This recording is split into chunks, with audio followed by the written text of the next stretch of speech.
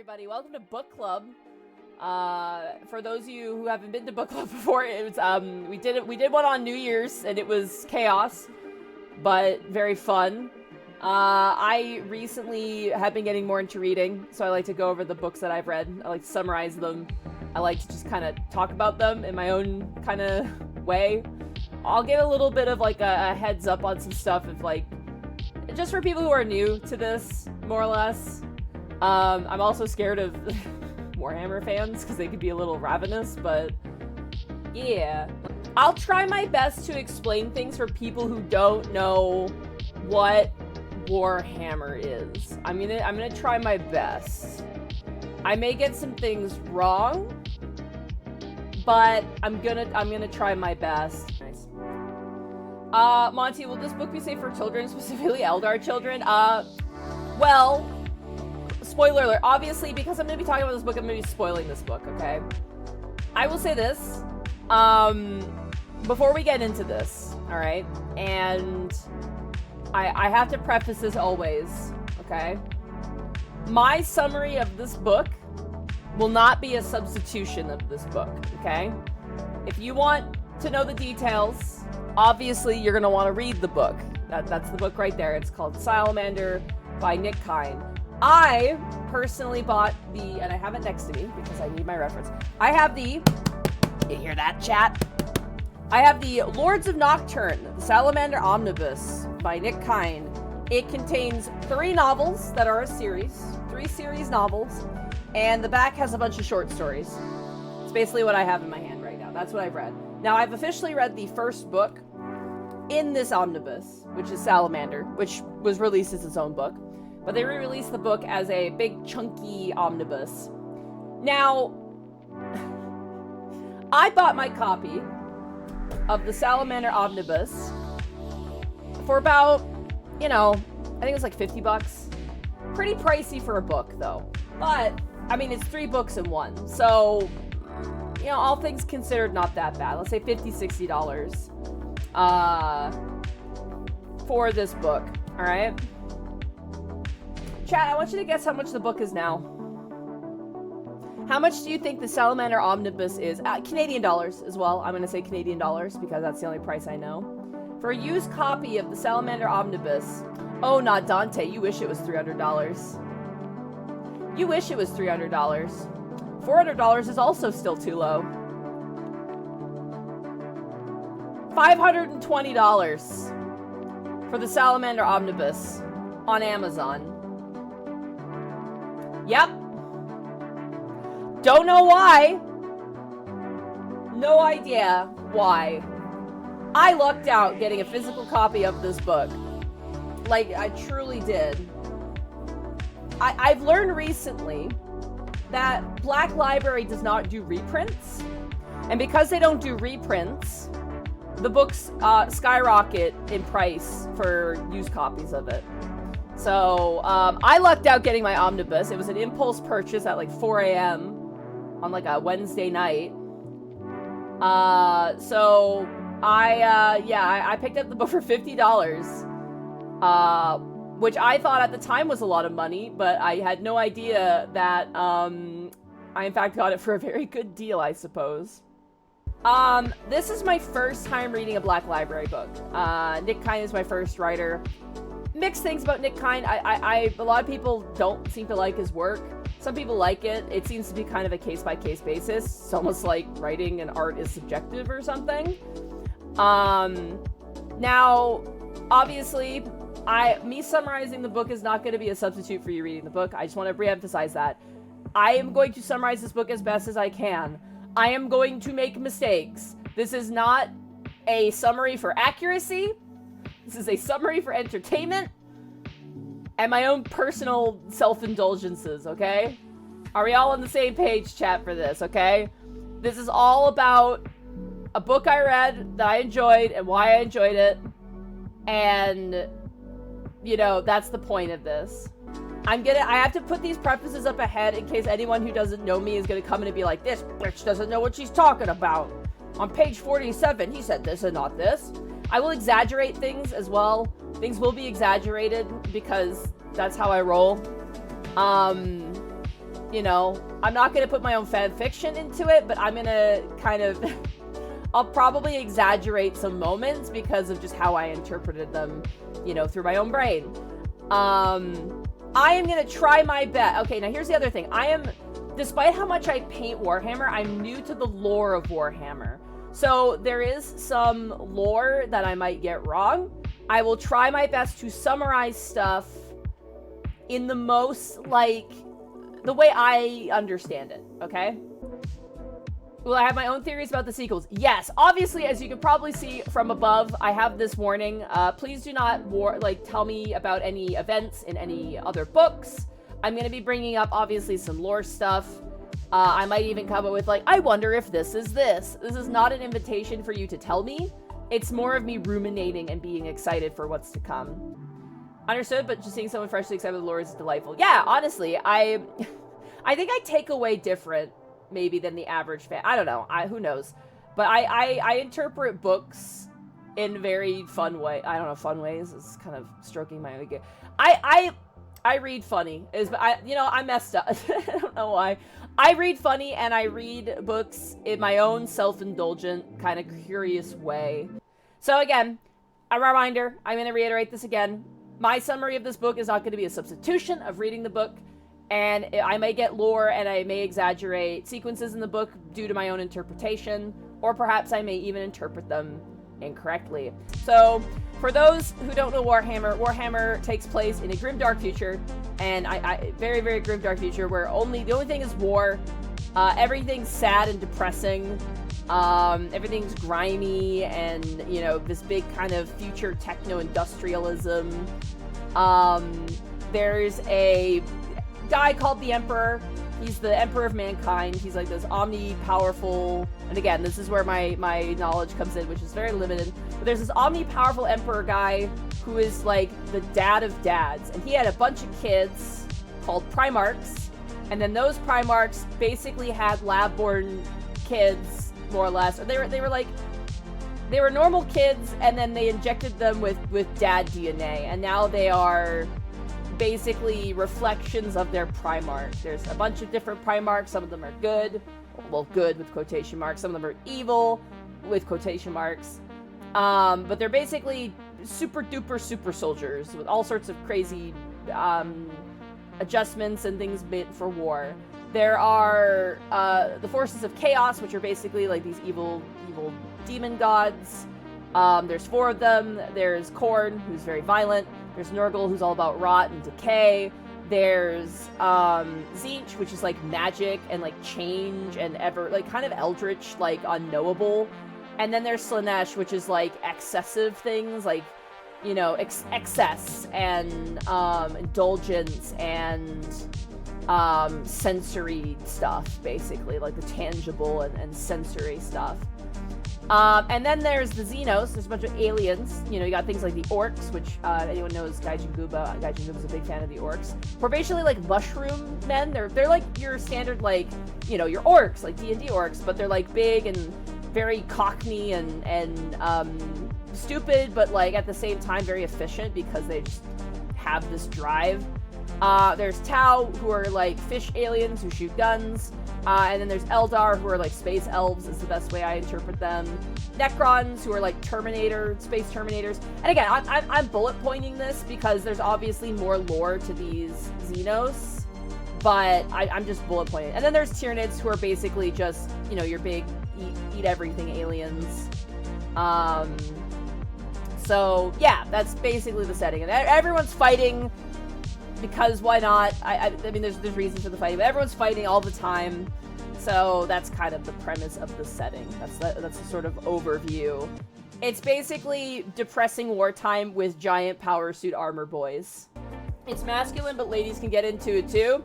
I'm gonna say this. There's some stuff in these books that are definitely for the girlies. I'm just gonna say that right now. Holy Hannah. Let's get into Salamander specifically. So one of the Space Marines, they're called Space Marines, by the way, obviously. Space Marines have several different chapters. They're either loyal to the Emperor or they're a traitor to the Emperor. My favorite Space Marine Legion are the Salamanders. I love them so much. Before reading this book, I love them so much. Space Marine salamanders have the unique sort of... Their Primarch is kind of summarizes what they're like. So the Salamander's Primarch, who's like their big dad, is the biggest dad of the Primarchs, physically. His name is Vulkan. He's a big blacksmith guy. And he basically was like a forger and like a metallurgist and stuff like that. And Vulkan, when he was, a test tube baby, landed on a planet called Nocturne. Nocturne was classified as a death world because it is covered with raging volcanoes and is like unsurvivable, basically. Vulkan basically landed on the planet, and he was adopted by his dad, whose name I forgot, but he had a dad, and his dad was a blacksmith and taught Vulkan how to be a blacksmith too. Vulkan basically grew up, and when he grew up, he basically protected the planet of Nocturne from Xenos in the form of the Dark Eldar. He would protect them from the Xenos. And because of that, he became kind of like a legend in his on his planet. Events happen. I'm not going to go into all of Vulkan's story because I want to read more about Vulkan. But more or less what happened is that eventually the Salamander chapter of the Space Marines was born from Vulkan, basically. Now, the Salamanders have a unique sort of... Every single Space Marine has their kind of unique traits. They inherit a sort of, not personality, but values and, innate instincts from their Primarch. So for Vulkan's Salamanders, he is, very craft-based. He likes to... the Salamanders tend to like to forge, they like to make things. It's often they make their own weapons and armor. They do a lot of, design stuff. So if you see a salamander, they usually have cloaks of lizard skin or a dragon motif, given their volcanic planet. There's a lot of reptilian creatures on their planet as a result. Oh yes, they also like flame weaponry. That's also their big thing. Is they love their flame weaponry. They love heavy flamers, melted guns. Though they use chain swords and bolters as well. Plasma, all that kit and caboodle. They do all of that as well. But what I like them is that they actually really like civilians. So compared to a lot of other Space Marines, the Salamanders kind of have a thing from Vulkan, where Vulkan is very affectionate towards, I guess, mortals, more or less. He believes that the Imperium is not the infrastructure or the establishment of human life. The Imperium being the Imperium of Man, which is basically the spread out legions of humans, basically. Vulkan really he's got a lot of familial ties. Nocturne is a very, familial society as a result of how harsh the world is, which means people and the people around you matter a lot. So Vulkan, as a result, cares a lot about the people around him and is very, I don't want to say sympathetic, but he's more caring, I guess, is the way to put it. And so, for example, he'll defend the innocent because when he was growing up on Nocturne, that's what he did. He defended, the weak and the innocent from the horrors of the Xenos and other forces. He's very compassionate to humanity.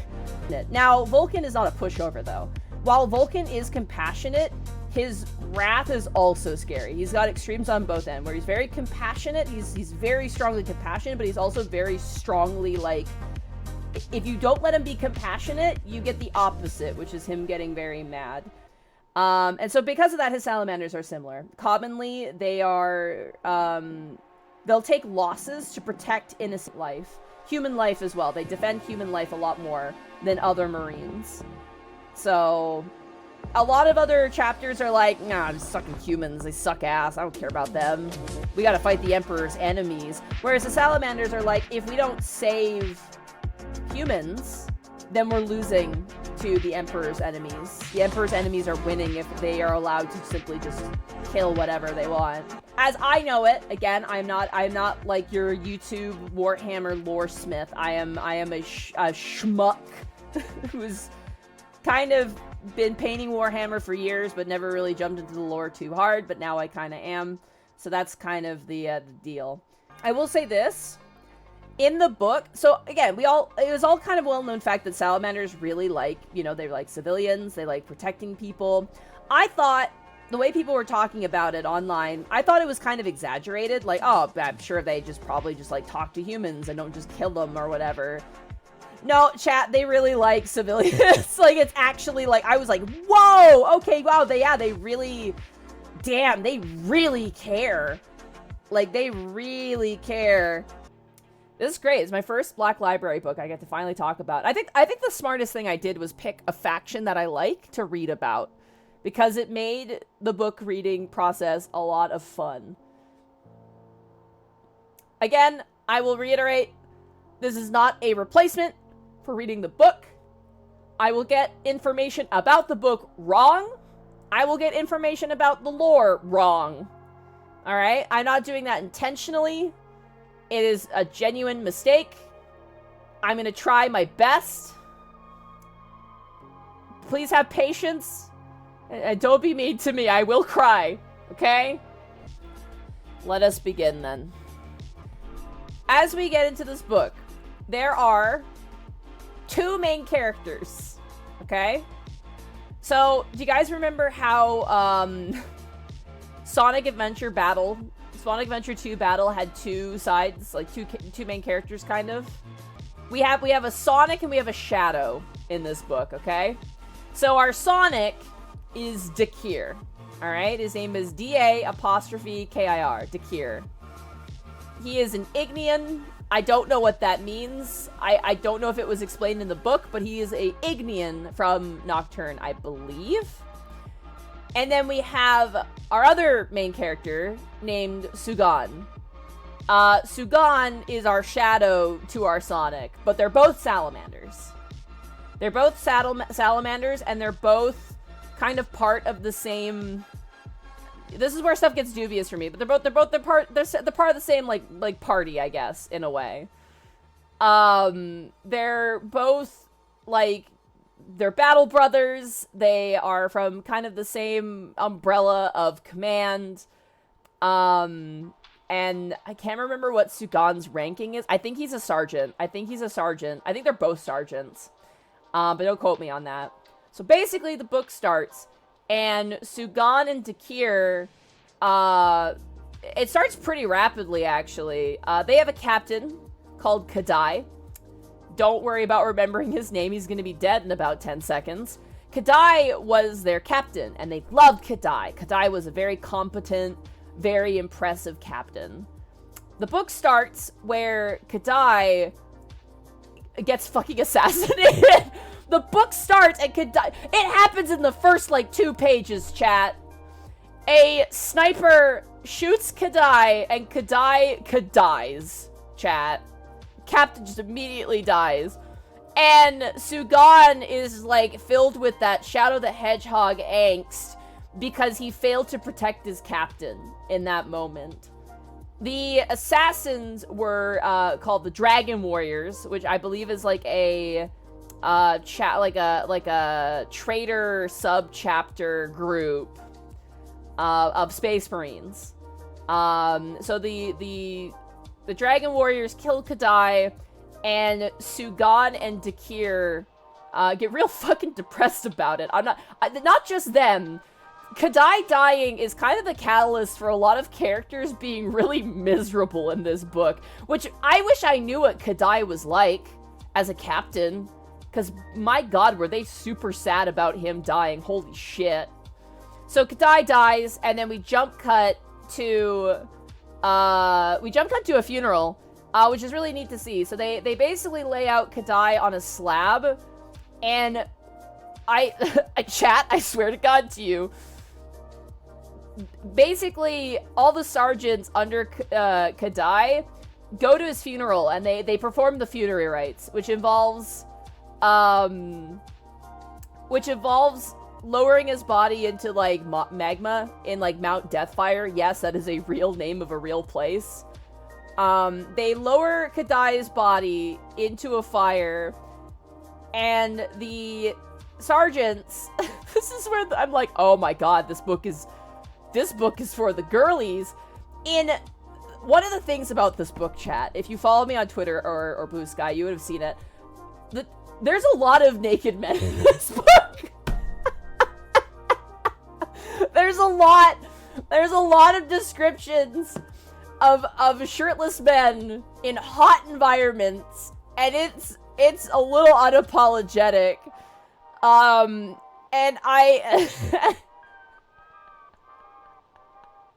it's kind of great. It happens right away. A guy gets killed and immediately everyone's shirtless. It's kind of great, man. But they're all shirtless. They're wearing literally no shirts, no pants, performing this funerary rite. And it's pretty beautiful, actually. The descriptions are quite nice. Nick Kime, is a very descriptive writer, for better and for worse, I will say. He's very good at setting a scene. He's very good, putting you in the location. I will give him that. But my god, is there a lot of sweaty shirtless men in this book, but I kind of love it. It's kind of great. Well, our boss is dead, rips off pants. So, okay, I'm joking, but legitimately, there's this funeral scene, and, like, everyone's miserable. Like, Dakir is miserable. Sugan is particularly miserable. Sugan is, like, really upset. Mostly Sugan is upset because their captain is been replaced with a new captain. So Sugan, our shadow the hedgehog in this story, is particularly upset because he really liked their captain, and now they have a new captain. The new captain, whose name is Niklen, is not as competent as their previous captain is.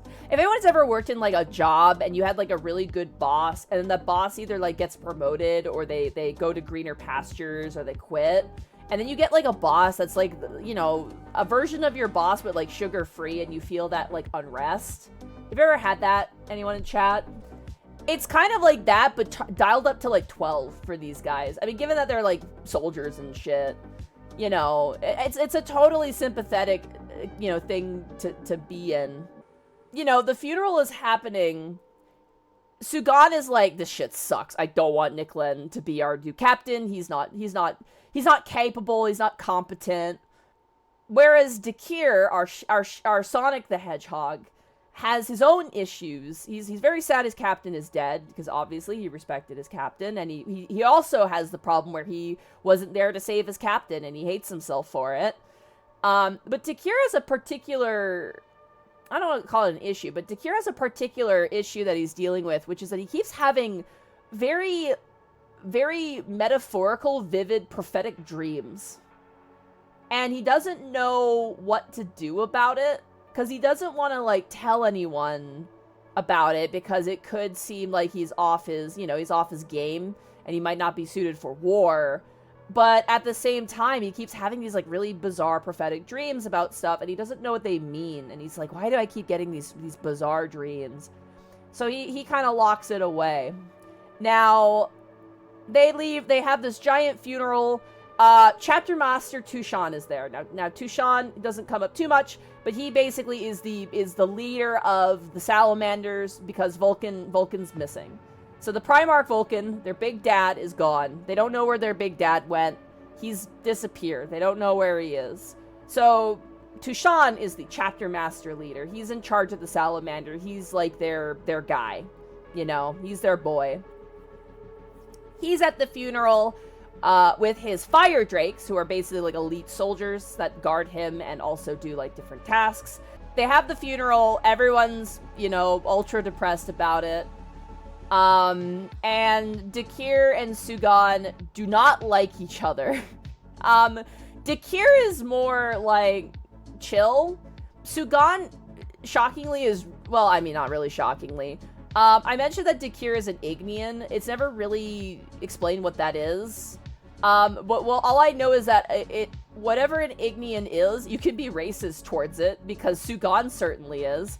Sugan is really racist towards Dakir because he's an Ignean, whatever that means. Sugan doesn't respect Dakir. He doesn't think he should even be like a sergeant. Sugan is like, your origins, whack. your leadership, whack. But Dakir is like, I need to work with Sugan, even though he's a dickhead to me, because it's what Vulkan would have wanted. Dad would want me to get along. Now, I don't want to introduce too many characters all at once, but unfortunately the book introduces a lot of characters at once. Does everybody understand who the characters are so far? The big important ones are Dakir, our Sonic the Hedgehog, and Sugan, our Shadow the Hedgehog. So they have the funeral, everyone's super sad, and we get introduced to some more characters, okay? There's 3 more characters I get introduced here. Character number 1 is my favorite character in the book, okay? Chat. My favorite character in the entire book gets introduced. And I love him. I love him so much. Is it the Tech Marine? We'll get to the Tech Marine. We will get to the Tech Marine. You are jumping the gun, Benny Badger. We'll get to the Tech Marine later. They get introduced to I don't know what they actually would be defined as. They use a heavy flamer. I don't know what specific Space Marine uses a heavy flamer. This is what shows how new I kind of am to the lore. But they're a salamander that uses a heavy flamer. He's got like canisters on the back, and he's got like a big heavy flamer is what he's got. Heavy flamer guy. Okay. His name, oh my god, I love him so much. Sorry, I'm just thinking about him and my heart is like, oh, I love him so much, chat. Oh my god. If anyone caught my Fourth Wing book review, this is my Liam of this book, okay? This is my guy. I love him so much. His name is Vulkan, okay? His name is Vulkan. I love Vulkan. He has a heavy flamer, and he's also described as being fucking huge, dude. He's described as being a big boy, which, if you know me, I love my big boys. So, his name is Vulkan, and I love him. I love him so much. Now, Vulkan, with his heavy flamer, is a big boy. He is, like, ride or die best friends with Dakir, our Sonic the Hedgehog. He's like a big buff Tails to our Sonic the Hedgehog that is Dakir. I love Vulkan so much. He's a big boy, but he's also he's a very good emotional centering for Dakir. He's very supportive emotionally and mentally to Dakir. Whenever Dakir is having a hard time, he's always there to help Dakir out because he just respects Dakir, and they're friends, and they respect each other, which is, mwah, it's beautiful. I love it. So that's Vulkan. We'll get more into Vulkan later, but in this stream, we respect Vulkan, okay? We respect Vulkan in this chat, alright? I'm pointing a gun at all of you. I'm pointing a heavy flamer at all of you, chat. But Vulkan is the GOAT, and I love him so much, and I'll explain why later. So we have Vulkan, the supportive, heavy flamer, best friend, big guy. So we got Vulkan, alright? We have Dakir, Sonic, we have Sugan, our edgy Shadow, we have Vulkan, who is our supportive best friend to Dakir, our Sonic the Hedgehog. Then we get to Pyriel, okay? Now, Pyriel, I didn't know what this was. I learned about this through this book. Pyriel is called a librarian, which sounds really nerdy, but a librarian is basically like a psychic warrior with like a sword. Pyriel is basically is like a psychic warrior, like mind reader. I think they're called psychers in Warhammer. They're like psychic space marines who have like crazy psychic swords and can shoot like force lightning and shit like that. So Pyriel is a librarian, and he's never described as such. He's never described as such, but Pyriel gives me extreme like grandpa vibes. He makes me think of Gandalf, but as like a salamander. Pyriel, I fucking love him. He's like the wise Gandalf to the rest of the salamanders, and he's like a psychic dude. He basically is gonna be our sort of vehicle to the story a little bit. He's a cool character. I will get more into him later. We then get introduced to another character. This character being called Fugus. We got Fugus. Now Fugus... oh my god, Fugus. Fugus is an apothecarian. As the name suggests, they're like a doctor. They're in charge of like treating space marines and humans on the battlefield, but they also have this extra duty. I didn't actually know about this. They have this duty where in order to make more space marines, when a space marine falls in battle, they have to collect something called a gene seed from, like, they have these organs in their body, one in the neck and one somewhere else. And it's basically if a space marine dies, if they want to make new space marines, the apothecary has to like suck out the gene seed juice from their neck to create more space marines, basically. Now, Fugus is the apothecary kind of... Gotta pull the seed out of those men. I'm gonna ban you like Tabuya. Sorry, I'm trying to get my ducks in a row. So Fugus is their doctor, basically. I'm just gonna call him a doctor or an apothecary, and he's their doctor. Now, Fugus is super depressed. I don't know how much I can convey how miserable in this book Fugus is. Fugus is, I think, out of all the characters in the entire story, is the most upset by the events that happened to him in the entire story.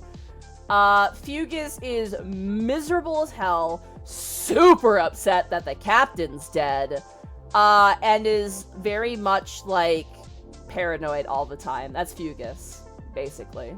There's some dialogue. There's a lot of details I'm skipping over, but there's some dialogue between like Fugus and Takir, and there's like, you know, all sorts of stuff that they talk about. Basically, the Space Marines, you know, they bury, quote unquote bury, they do their funerary rites, they you know, put their captain to rest, and all the Salamanders in that group are like, all right, we're hunting after the Dragon Warriors. We have their name, we want their number.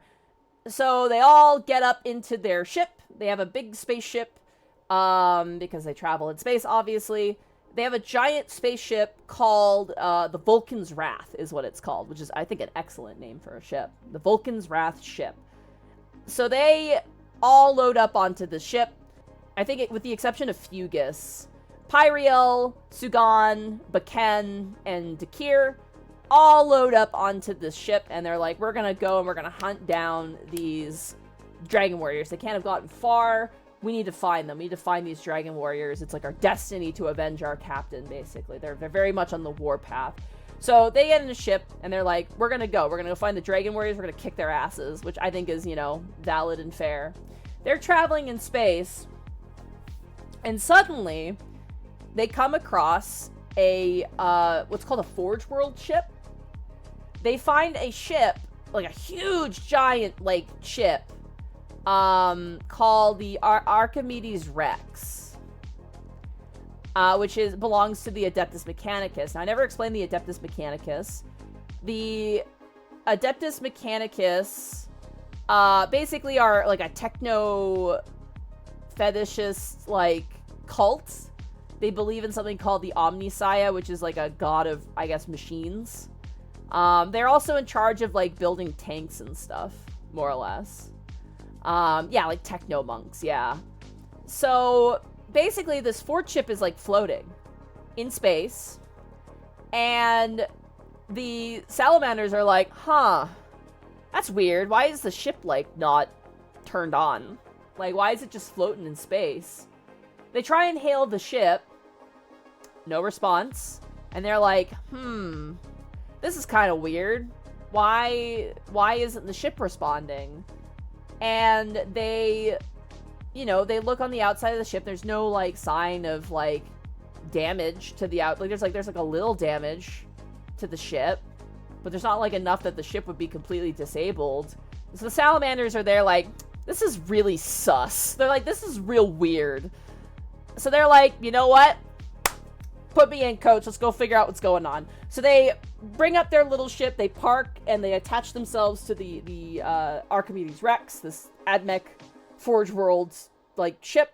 And a bunch of salamanders get out. Now, I'm not going to name the other side salamanders unless they become relevant, but I will introduce, you know, salamanders as they become relevant in the story. So they make their they make the ship's kiss, and Dakir and Sugan are like, all right, we're gonna investigate. And Pyriel is like, I'm gonna go, let's investigate. They're then joined by another character called Iagon. Now, Iagon... Also, yeah, Vulkan is there because I fucking love Vulkan so much. Vulkan is there. Now, Vulkan is Dakir's, like, bro. Like, they're all brothers. They all call each other brother. But, like, Vulkan and Dakir are, like, ride or die, right? Now, Sugan, our Shadow the Hedgehog, has his own, like, ride or die guy. And his name is Iagon. And Iagon is a piece of shit. But Iagon is, like, he's shorter than the other salamanders. And he is, like, whereas Vulkan and Dakir see each other as equals and, like, partners and, like, I say partners, but, like, you know, they see each other as, like, we're brothers, we're gonna fight together, we're gonna die together. Iagon has the problem that a lot of fans of VTubers have, where Iagon kind of puts Sugan on a pedestal and thinks he's the second coming of the Emperor, basically. He's like, Sugan should have been captain, Sugan is, you know, better than all these idiots. Like, you know, he's very obsessed with the idea of Sugan being a captain, basically. And he doesn't even call Sugan, like, brother. He calls Sugan my lord, or milord, or, like, a higher sort of, like, titlement. There's no equality. He sees Sugan as above him, and should be above everybody else. It's very weird. Iagon's a little odd. He's a bit of an odd duck in this story. So, Dakir, Vulkan, my beloved, Pyriel, Grandpa, Sugan, and Iagon, and a bunch of other salamanders, a few other ones, get off the ship, and they're like, sweet, we're gonna go investigate this ship. Behind them comes a dreadnought. Now, I don't know much about dreadnoughts, and this is where my information's a little weird. Dreadnoughts are basically living sarcophagi, where dead space marines are turned into just basically giant robots, basically, to still serve the Emperor beyond death. But it's like a pretty tortured existence, to my understanding. So... yeah, they're often looked upon as, like, a little bit like, ugh, you know? I think his name is Amadeus. Was that his name? I think his name was Amadeus.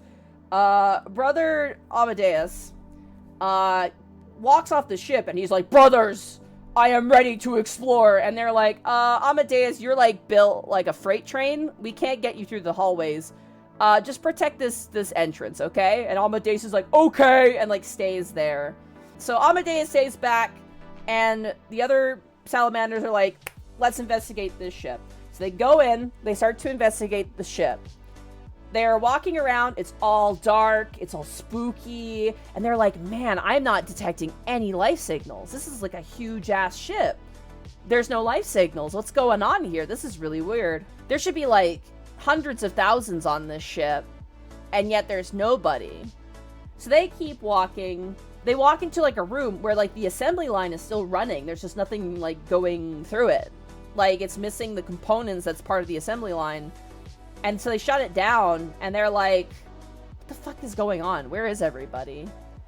And they basically, like, they're walking around, and they can't get a good reading on the ship either. There's something going on with the ship. It's very weird.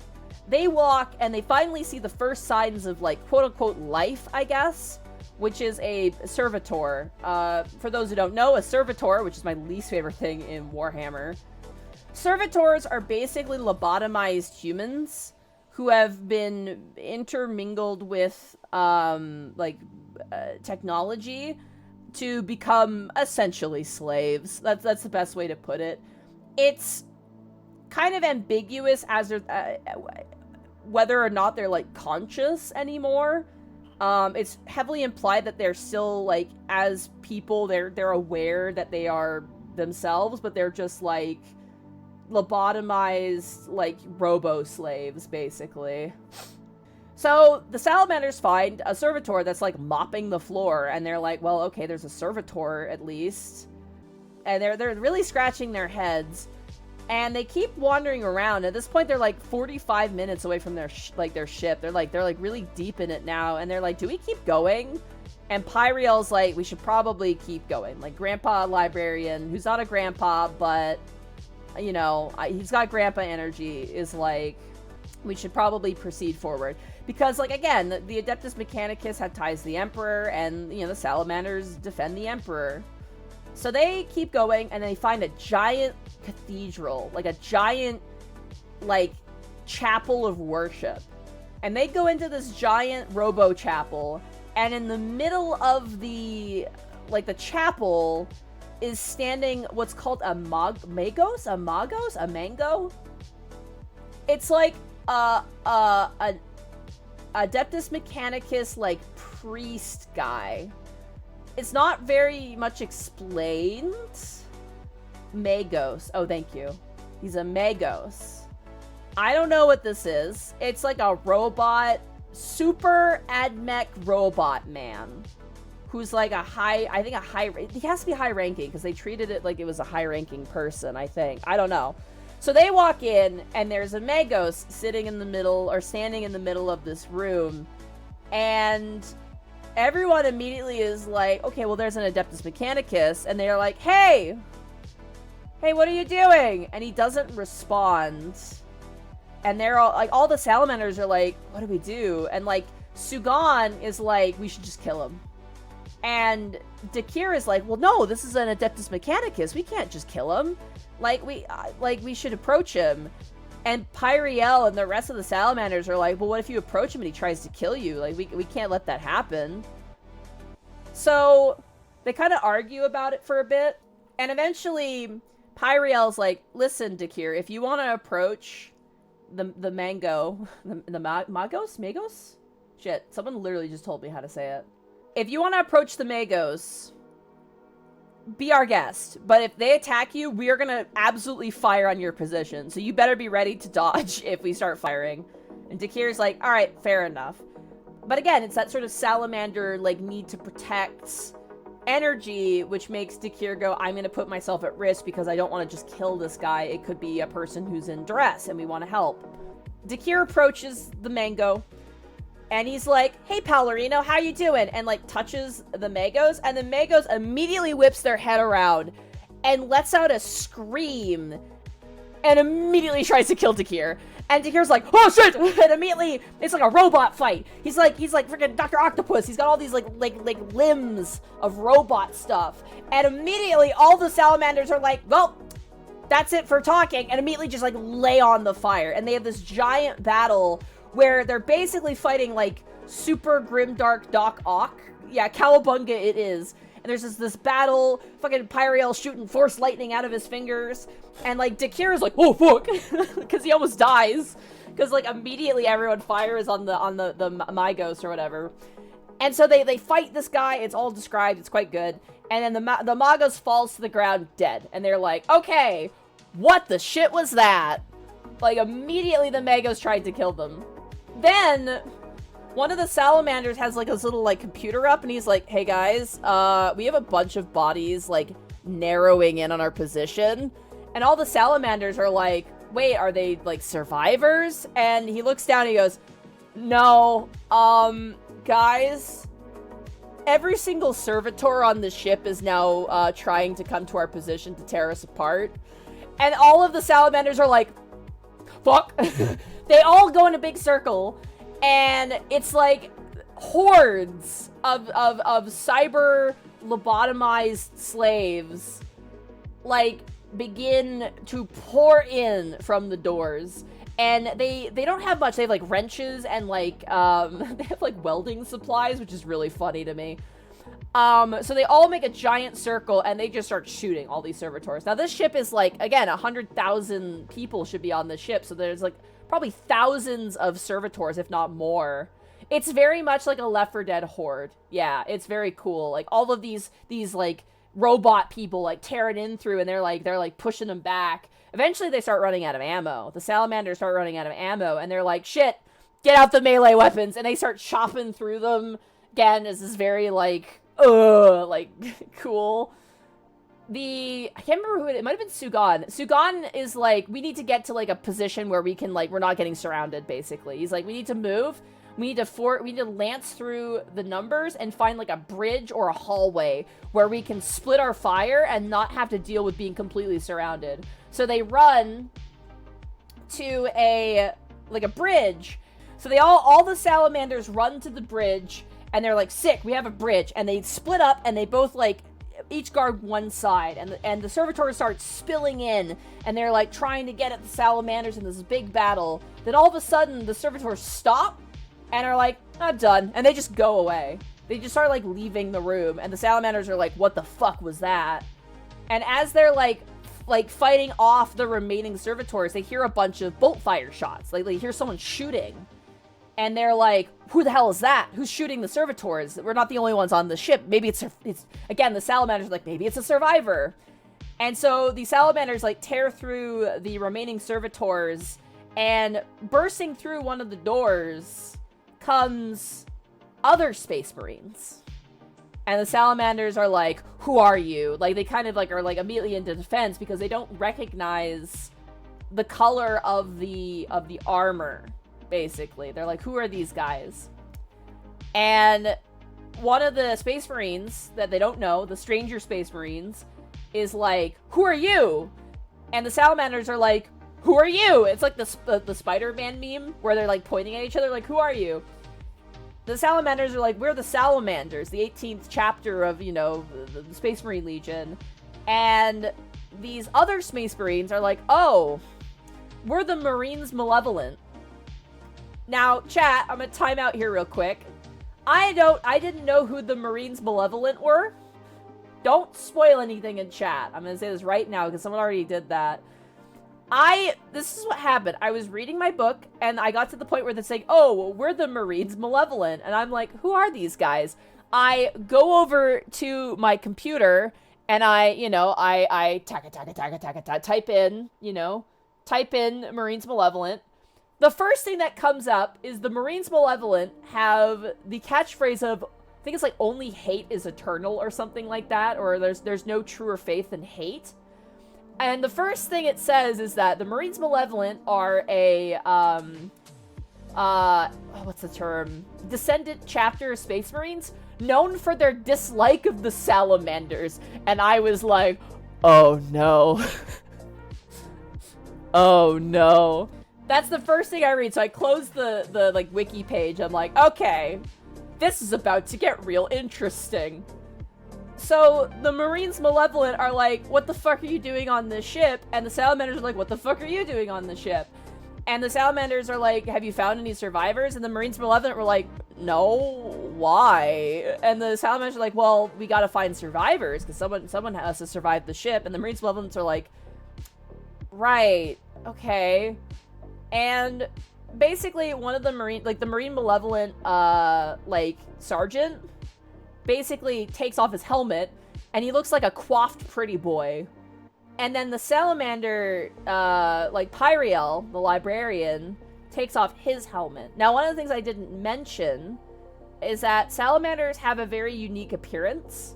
They have, like, a sort of ashy, coal-colored skin and, like, blazing red eyes, tied to their volcanic planet of Nocturne, basically. They have, like, I think Bricky put it in a pretty good way in one of his videos. They have an interesting juxtaposition of being kinder than the average Marine while looking like the most terrifying underneath their armor, basically. They look very cool. Vulkan looks so cool.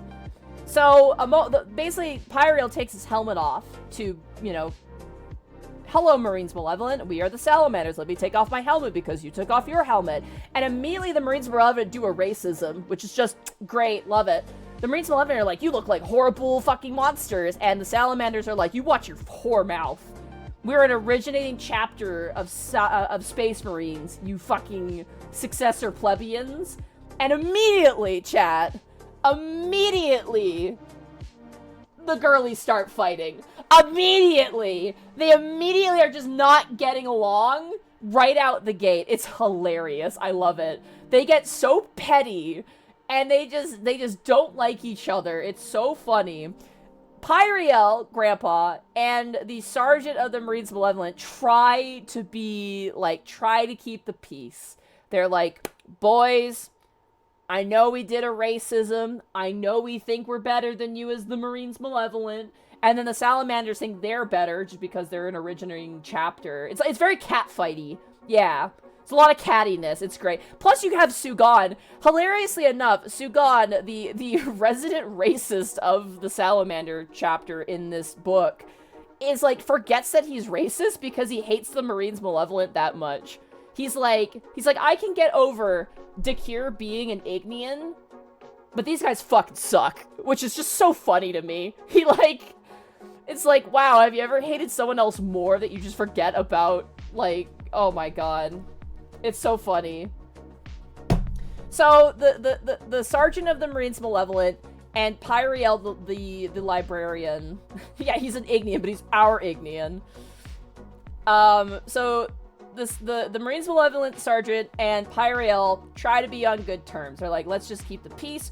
We're both sons of the Emperor. We're both fighting for the Imperium. Like, even though we hate each other, we have this common ground. So let's try and get along, guys. Sugan is the resident racist. I don't know how to tell you that.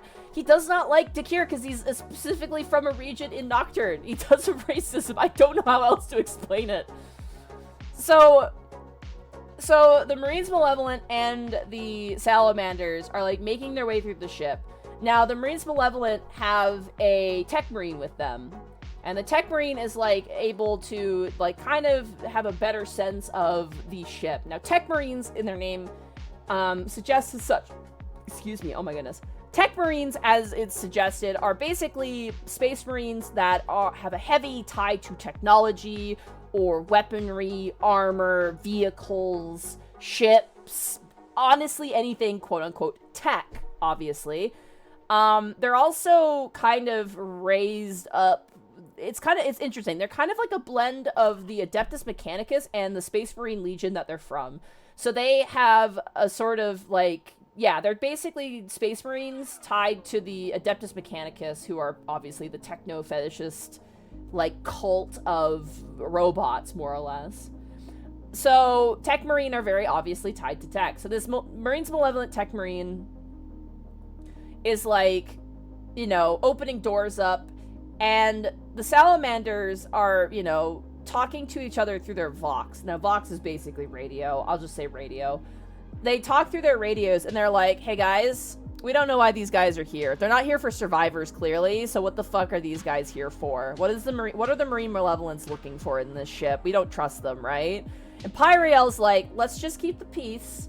Our goals are different, but, you know, we don't, there's no need to fight. We are not in a position right now to fight. So they follow the Marines Malevolent, and they find a big old room filled with cryo chambers, basically suspended animation chambers. And inside, they see a bunch of, like, pre-Adeptus Mechanicus, like, cultists, basically.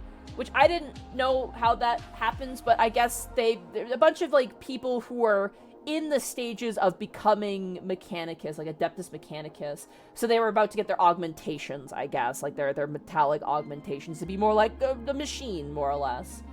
So they look inside of these cryo chambers, like wiping off the frost and stuff, and inside they see, like, humans who are basically, I'm gonna say this wording right now. This does come up a few times. There is some self-harm stuff that happens in this book, so I'm just gonna give a heads up on that. So just a heads up on that in case anyone cares. I mean, these are Warhammer books. They tend to be kind of, you know, they tend to be kind of dark in nature, but I figure I would just give that heads up. So inside of these cryogenic chambers are humans who basically have self-mutilated themselves to death. They've like ripped off their own faces, and like it's like really horrible, and it actually kind of like freaks out the salamanders a bit. They're like, what the hell happened here? Like, what happened to the people on the ship, and why are they like this?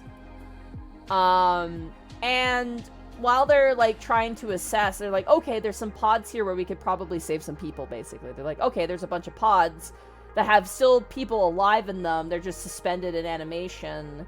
We'll have to like get these guys taken off the ship. So they call their captain, Niclen, again, the new captain. They're like, hey, Niclen, new captain, we found some survivors on the ship. And Niclen's like, cool. And they're like, also, we met with the Marines Malevolent. And he's like, oh, that's odd, okay. And the Salamander's like, we don't trust them because they're acting real weird. And Niclen's like, okay, well, you know, keep me abreast of the situation. So as they're looking, and they're like, sweet, good job, Salamanders, we found survivors. The Marines Malevolent are breaking through a door. And as they break through the door, the sergeant goes, yes! And they step into the room, and the Salamanders immediately like exchange a look like, what the fuck are they getting happy about? And they walk into a giant, like, storage space filled with new bolters and ammunitions and weapons and you name it. It is an arsenal. And the Marines Malevolent immediately start looting. They're like, hell yeah, let's go. And they start taking shit. And the Salamanders are like, whoa, what are you doing? And they're like, well, the people on the ship are dead, so we're gonna take these new weapons to fight the Emperor's enemies. And the Salamanders are like, no, the Adeptus Mechanicus are like allies of the Emperor and the Imperium. We have an agreement with them. You're not gonna like, you're Space Marines. You're not common pirates. And the Marines Malevolent are like, well, we're not like you. We don't have like, we're not a big chapter where we can rely on like others. People look down on us. So we have to like loot. And then the girlies proceed to fight again. And they become extremely catty. Sugan gets more racist. It's great.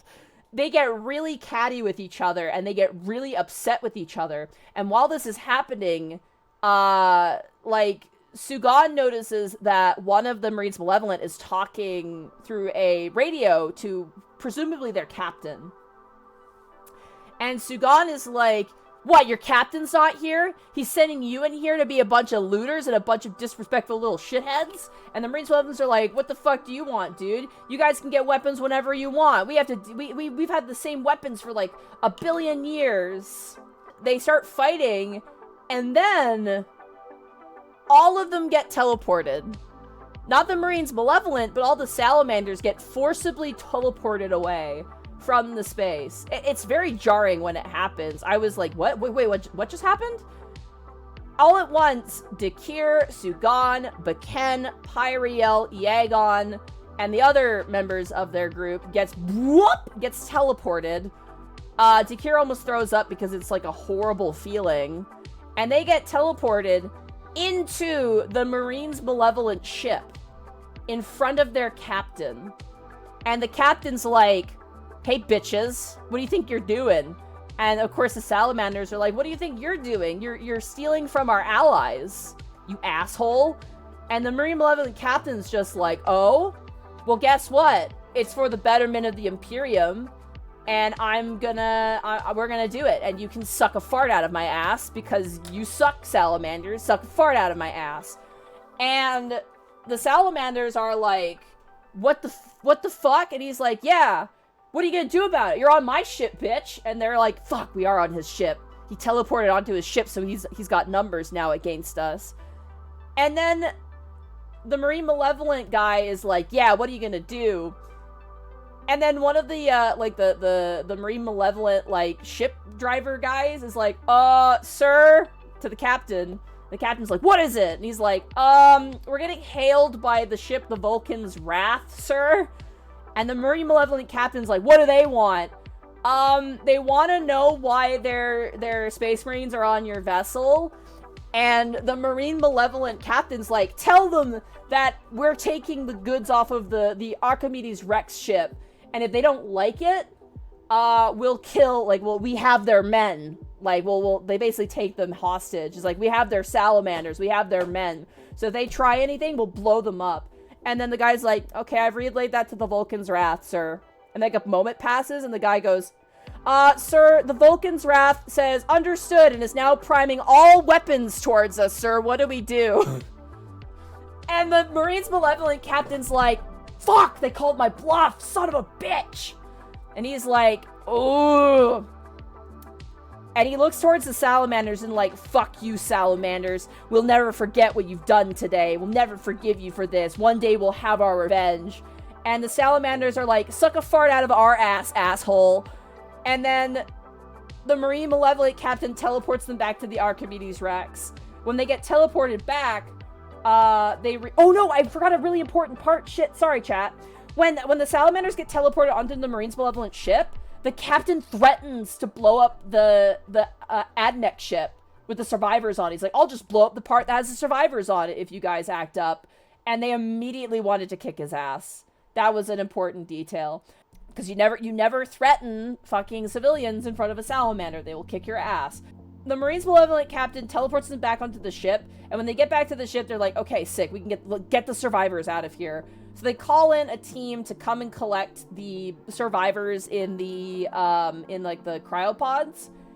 And as they're being like collected and like put on little pulleys and whatnot, they push them out. And Dakira's like, well, fuck, we just made an enemy of a you know, what should be an allied legion of Space Marines, but we managed to get some survivors, and we managed to not let them pillage the ship. And then Dakir has, like, a vision. He has, like, this weird urge to go into the hole where the Marines Malevolents were trying to loot stuff. And so Dakir walks into this giant, like, warehouse, and he enters, like, a fugue state. Like, he like, passes out briefly. Like, he blacks out. And the next thing he knows is that Pyriel, the librarian, is, like, holding his shoulder going, yo, Dakir, are you okay? And Dakir's like, huh? What just happened? And Dakir looks down, and he doesn't know it, but he just ripped through the warehouse, like, digging through all the guns and all the weapons and shit. And he looks down, and he's holding, like, just an innocuous crate in his hand. And he's like, I don't remember grabbing this. What is this? And Pyriel's like, can I take a look at that? And so yeah, Dakir's like, yeah, of course, and hands him the crate. And Pyriel opens up the crate, and inside is a device bearing the symbol of Vulkan. Which immediately Pyriel's like, oh! What the shit? This is a symbol of Vulkan. And Dakir is like, huh? And Pyriel's like, we need to go back to Nocturne right now. Like, we need to go right now. We need to go back to Nocturne. Again, Vulkan is their big dad. Vulkan is their big dad who's missing. So anything about him is like, oh my god, this could lead us to our dad. Like, lead us to Vulkan. So they gather up the survivors. Out of, like, a almost 250,000 occupantable ship, they save 7 people. And out of the 7 people they rescued, only 0 survive. There are no survivors from the Archimedes Rex. All of them die. So the mystery of that is never answered, which is pretty frightening. Like, you never get a conclusion as to what happened on that ship, more or less. It's all left very ambiguous. So they immediately are like, well, we're done, like, trying to hunt down the Dragon Warriors. We're gonna go back to Nocturne, and we need to talk to Chapter Master Tushad, like, right now. So they fly back to Nocturne. They all go back to Nocturne. Now, Dakir is, like, confused, because he's like, why did I find that crate? That's super weird. Pyriel is like, this is interesting. And Vulkan is like, don't worry, Dakir, I'll support you. Now, Sugan hated the Marines Malevolent so much, and he was super pissed. Sugan, being our Shadow the Hedgehog, was super pissed that Niklen, the captain, just let the Marines Malevolent go. He's like, we should have killed them. We should have, we should have arrested them. We should have killed them. We should have done something to them. Because now they're going to be a problem for later. And Niklen was a coward who let them go. Like, he just, like, he got distracted. He didn't make a hard call here. I don't agree with Niklen. Niklen, like, fucking, he's a stupid captain. He's no good. He'll never be like Kadai. Kadai was so much better than Niklen. So Sugan is like, I'm gonna call a secret meeting. I'm gonna call up all of my sergeant friends, and we're gonna have a talk about Niklen. Basically, he starts gossiping, like a high school mean girl.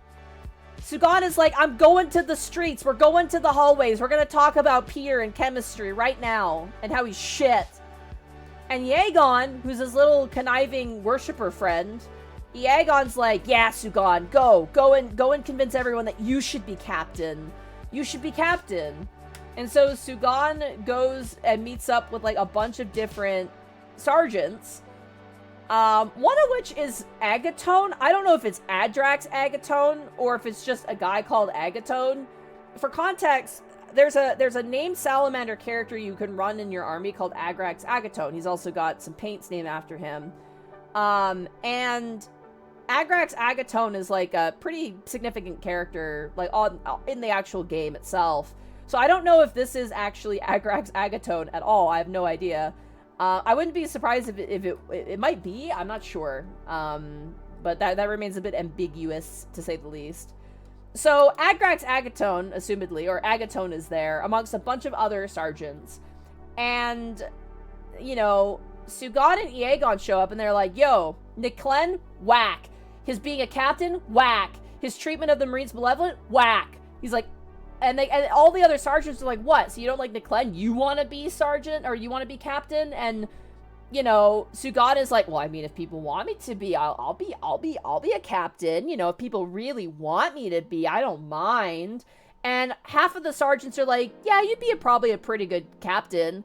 And the other sergeants are like, this is bullshit. You're bullshit. You're causing more rifts in the Salamander Legion. Like, you're being a bitch, Sugan. Just accept the fact that Niklen still hasn't been tested yet, and he's new, and he's not Kadai, idiot. Niklen is a different person.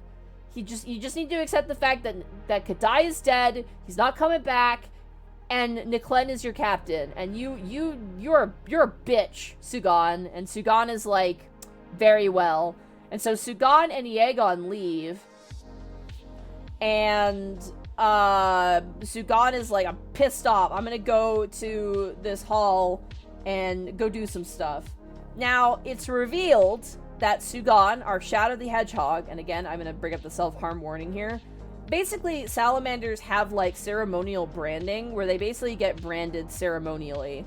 Whether it's for a victory, whether it's, like, as, like a, you know, a passage of, like, you know, whatever. It's like a ceremonial thing. Like, you get branded as a ceremony because you're a salamander and they like fire. So Sugan, however, does it to himself, and he's not really supposed to do that. That's not a good thing. He'll go and brand himself in secret because he's kind of a masochist in a way, which is like, uh-oh. And Yeagon knows about this. Yeagon knows that he does this. It's kind of like, Yeagon's like, we have to keep this a secret because I want him to become a captain so I can get power too. And if they find out that Sugan is, like, doing this, they won't let him ever be a captain. So Yeagon is like, I gotta protect this dark secret for everybody. And immediately, Fugus, so if anyone who forgets who Fugus is our depressed apothecarian. Fugus is getting weird vibes from Sugan. Fugus is like, Sugan's giving me the weird vibes as his doctor. I've been so depressed. Like, that's the thing. Fugus is so depressed he can't do his job. It's so sad and funny. But Fugus is like, I'm like, where the fuck is Sugan? I've been hearing that he's been, like, in distress, and I should probably report him to Elysius. Let me get to Elysius. Oh my fucking god, Elysius. So, Fugus is like, where's Sugan? Where is he? And Yeagon's like, who's Sugan? And Fugus is like, alright, go fuck yourself, Yeagon. Where's Sugan? And Yeagon's like, I don't know. We said goodbye and I haven't seen him. And Fugus is like, alright, Yeagon, you're full of shit, but if I see Sugan, I have words with him, basically. And Yeagon's like, alright. And so Fugus leaves, and Yeagon's like, fuck! The apothecarian knows that Sugan is, like, self-immolating. If he reveals that, then he'll never be captain. I have to do something about this. And Yeagon is, like, basically plotting and scheming behind the scenes. Meanwhile, Dakir... Actually, I'll start with Vulkan, actually. So one of the unique things about the Salamanders chapter is that they can actually visit their families. And I think... if I'm not mistaken, when they get back to Nocturne, Vulkan is like, I'm gonna go visit my family, I'll be back later. So Vulkan actually leaves just to go visit his, like, family in, like, a big city, basically. Because there's, like, a big migratory event happening on Nocturne, the planet. So there's this big migratory thing happening on Nocturne, the planet, and so he wants to visit his family, which is a very unique thing to Space Marines. Space Marines, normally, when they become Space Marines, they don't have a family anymore. But Salamanders have the unique position where they can actually visit their families. And so Vulkan is like, later guys, cool mission, I'm gonna go visit my, like, parents and, like, my sister, I'll be back. And he, like, leaves. So Vulkan leaves, and then Dakir is like, I'm gonna go do some arts and crafts, because I'm very, like... Dakir is like, I'm so confused by these dreams I'm having, I'm confused as to how I found this box with Vulkan's symbol on it. And now we're being summoned to speak with, like, the chapter master about our box. And, like, he's like, I'm so conflicted about all this stuff. I'm gonna go do some arts and crafts about it. So, Dakir goes to a forgery, and this is where we get another naked man in a hot environment descriptor event.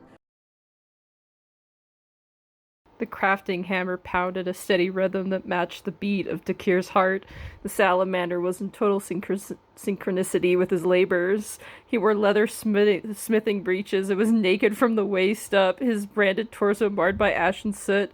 Sweat dappled his ebon body, rivulets following the grooves of his muscles. It came from exertion, not from the heat. Holy shit, this shit is fun. Damn! He's, like, naked and he's blacksmithing. It's so fun. He makes, like, a mask, I believe. Like, he makes, like, a mask that represents his, like, inner self. It's, like, so artsy and... oh my god, I love it. It's so great. So he's, like, making a mask, and he, like, makes this mask that's meaning to reflect, like, his inner sort of conflict with himself and, like, his origins as an Ignean. Again, I don't know what that means. And then he's, like, looking at the mask... and then Vulkan at this point walks back in. He's like, hey man, how you doing? And Dakir just like, huh! Throws the mask into a lava pool. And he's like, just, you know, hammering out some scrap metal. Because you don't want your bro to find out that you're having emotions, you know?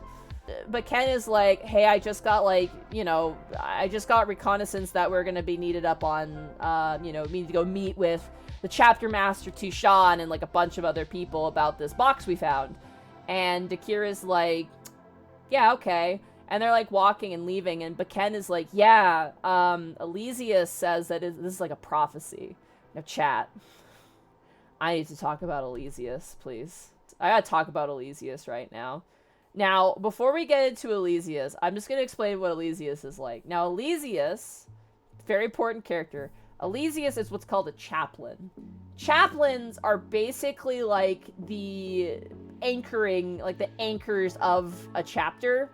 They're basically, like, the religious, like, very firm, religious, like, they're on the battlefield, like, speaking sermons to keep the, you know, to keep Space Marines, like, anchored and, you know, in battle. I think they have the ability to, like, prevent, like, psychic and warp shit, basically, because they're so devout. Now, Elysius is a fucking... I love Elysius. He's insane. I love him. But in, like, he's fucked up, though. Like, obviously, like, a lot of the Salamanders are like, man, I'm having some inner turmoil. And everyone's like, you should go talk to Elysius about it. But no one wants to talk to Elysius because Elysius... likes to, he's very not nice. Elysius is the epitome of Occam's razor, where the best solution is the easiest one. So if anyone ever has any kind of issues, Elysius's answer is to use, what's called a servo skull. They're like little robots. he uses servo skulls to torture them into being better. Like, that's legitimately what he does. Elysius is like, you're having girlfriend troubles? I'm gonna torture you until you don't have those anymore, basically, is how Elysius works. So immediately you don't like Elysius. Immediately you're like, oh, Elysius, bro, come on. Like, yeah, not all chaplains are like this, by the way. The Elysius is a weird one. Elysius as far as a chaplain goes, he is like Occam's razor. Yeah, he is the epitome of the whippings will continue until morale approves. But by the end of this book, Elysius is one of my favorite fucking characters of the book. I fucking love Elysius. Even though he's fucked up and weird. You know, but Ken is like, hey, Elysius, the chaplain, our fucked up little guy, he's saying that this is like a prophecy. Like, Elysius is saying that this is a prophecy and that something big's gonna happen. And, like, he's not like Jack from Fourth Wing. He's a little ridiculous, though. We'll get more into Elysius. I fucking love Elysius so much. So, but Ken is like, yo, Elysius is saying that this is a prophecy, that you finding this box has ignited a prophecy about Vulkan and about, like, the chapter and all this stuff. Dakir is like, oh, shit. Okay. And they read out, like, parts of, like, and Ken's like, yeah, here's some of the parts that Elysius was talking about this, like, fucking, you know, this prophecy that's supposed to happen. So they walk to go get teleported. They're gonna get teleported up to a place called Prometheus, which is, like, it's like the moon of Nocturne is called Prometheus, and the main base of, like, Chapter Master Tushan, it's like where their main base is, where the Space Marines' main base is basically on the moon. So they're like, okay, we need to go to this place, and we need to get teleported up there, and we need to attend basically a giant meeting about this box. So they're walking, they get to, like, where they need to be teleported, which is, like, outside of this big city. Nocturne only has a few cities on the entire planet. The entire populace is very nomadic, which they describe in detail, which I found very fascinating, actually. They hang out on, like, the walls of the city, and there's basically this event happening on Nocturne where the volcanic activity is becoming so violent. And so basically all the nomads of Nocturne are making their way to, like, the big cities because the volcanic activity is becoming extremely violent. Because, you know, that's kind of the seasons of Nocturne. They explain, like, every so often, like, the volcanic activity increases and people have to, like, gather their things and, like, not migrate and just stay somewhere for a bit until things kind of chill the fuck out. So, but Ken and Dakir are just kind of watching, like, all of the people of Nocturne making their way inside. And something that's really, really cute and that I absolutely delight is that the lower ranking Space Marines of the Salamander's chapter, based on Nocturne, basically are human babysitters, which I love. They basically are, they're intermingled with the populace of Nocturne. Nocturne has basically dragons too. But they basically are in charge of making sure everyone is, like, doing alright. Which is, I love it. It's delightful. They basically, like, go out and make sure that, like, you know, for example, that people are migrating, so they help people carry stuff into the city. Oh, is grandma sickly? We'll help grandma, basically, into the city. Very cute. I like it a lot. So, Baken and Dakir are watching, and they're like, and, like, Dakir and Baken are like, oh, we want to help too. But they don't look down on the salamanders helping the humans. They're actually very, you know, they want to help as well. They're like, oh, I want to help the humans. Like, I want to help the people of Nocturne. Like, that feels so good, and it's so good for us to do that. And I'm like, oh, my sweet boys. My sweet boys! Look at my sweet boys! Wanting to be helpful. I love it. And then, as they're standing there, Mount Deathfire erupts. Like, the volcano erupts. This giant volcano on Nocturne explodes. And Dakir and Baken are like, oh! What the heck? Oh, no! And they're like, that's not good. And Baken is like, oh my god. Like, that's crazy. And immediately all the people are, like, freaking out. And all of the Space Marines are, like, you know, the ones on the ground are, like, helping them run in. And people are panicking and freaking out. And, like, Dakir and Baken are like, oh my god, we want to help. But they're like, we gotta go, though. We're gonna get teleported to Prometheus. And so they watch as, like, the Nocturnian people are, like, trying to, like, get into safety. And they get teleported to Prometheus, basically. From there, they get teleported up. So they get teleported up to Prometheus. And everyone they've ever known is there. We got Pyriel. We got Sugan the racist. We got Aegon, his conniving friend. We have Baken. We have Pyriel. We have Chapter Master Tushan. We have Agrax Agatone. We have all the sergeants who showed up for Sugan's secret little girly gossip meeting. Everyone is here. It's Smash Brothers. Everyone is here. Everyone shows up in this meeting, and all the Salamanders are there. And Chapter Master Tushan, who's the leader of the Salamanders, is like, "Sup, boys? Welcome to the Prometheus meeting. I'm your boy Tushan. I'm the Chapter Master. These are my Fire Drakes, my elite warriors, and I respect them. Brother Elysius, you may take the stage." And Brother Elysius, who is the chaplain, who is fucking insane, but I love him, shows up. He walks in, chat. He walks in, and he's like, "Boys, we got a prophecy." And all the Salamanders are like, oh, great. He's like, "We found this box, and the box is tied to a prophecy." And everyone's like, cool, prophecy. Yep, we got it. He's like, "Mount Deathfire just erupted. Bunch of civilians are freaking out. You're all freaking out. The planet's freaking out. But guess what, guys? Part of the prophecy." And everyone's like, oh, shit. And they're like, "Elysius, what does this mean?" And Elysius is like, "Guys, we opened the box and we found coordinates. We need to go to these coordinates because it probably leads to Vulkan." And everyone's like, "Oh, Dad!" And gets very excited. Everyone's like, "Oh my god, let's go." So Chapter Master Tushan's like, "All right, here's how it's gonna go. We're gonna send out a group of people to go and figure out what's going on. We're gonna send the Vulkan's Wrath, and I'm sending a bunch of my Fire Drakes with you. You guys are gonna get a bunch of elite warriors." So the Fire Drakes are like, "Sup, we're the Fire Drakes. We're badasses. We're here to join you. We're here to be the best people in your army right now." Sugan and Dakir are like, "Oh shit, this is like legit. What the fuck?" And they all load up into their ship, the Vulkan's Wrath. They have a bunch of people join, and Elysius, of course, Elysius is there as well. So Elysius joins the party, officially, now. It's just great. I fucking love Elysius. He's fucking insane. So Elysius joins the party permanently as their chaplain and as a member. So they all get on the Vulkan's Wrath, and they're like, "Cool, we're gonna go to these coordinates. Let's fucking go." So they all get in the ship, and immediately they're like, "We're gonna do warp travel." Which anyone, basically, for lore's sake, the best way I can describe warp travel is, imagine if light speed required you to go to hell for a little bit. And it's the fastest way to travel, but you have to go through hell. And the only way you can, like, traverse it with navigation is by using a psychic person, basically. Yeah, it's like Minecraft's Nether, but, like, space. So they get in their ship, they're getting the Vulkan's Wrath, and they're like, "Sweet, we're gonna go on this quest, we're gonna find our dad, it's gonna be sick, it's gonna be awesome, this rules." So they all load up in the Vulkan's Wrath, and we get another great scene. Who do I start with here? Probably Sugan. They're on the ship, the Vulkan's Wrath, and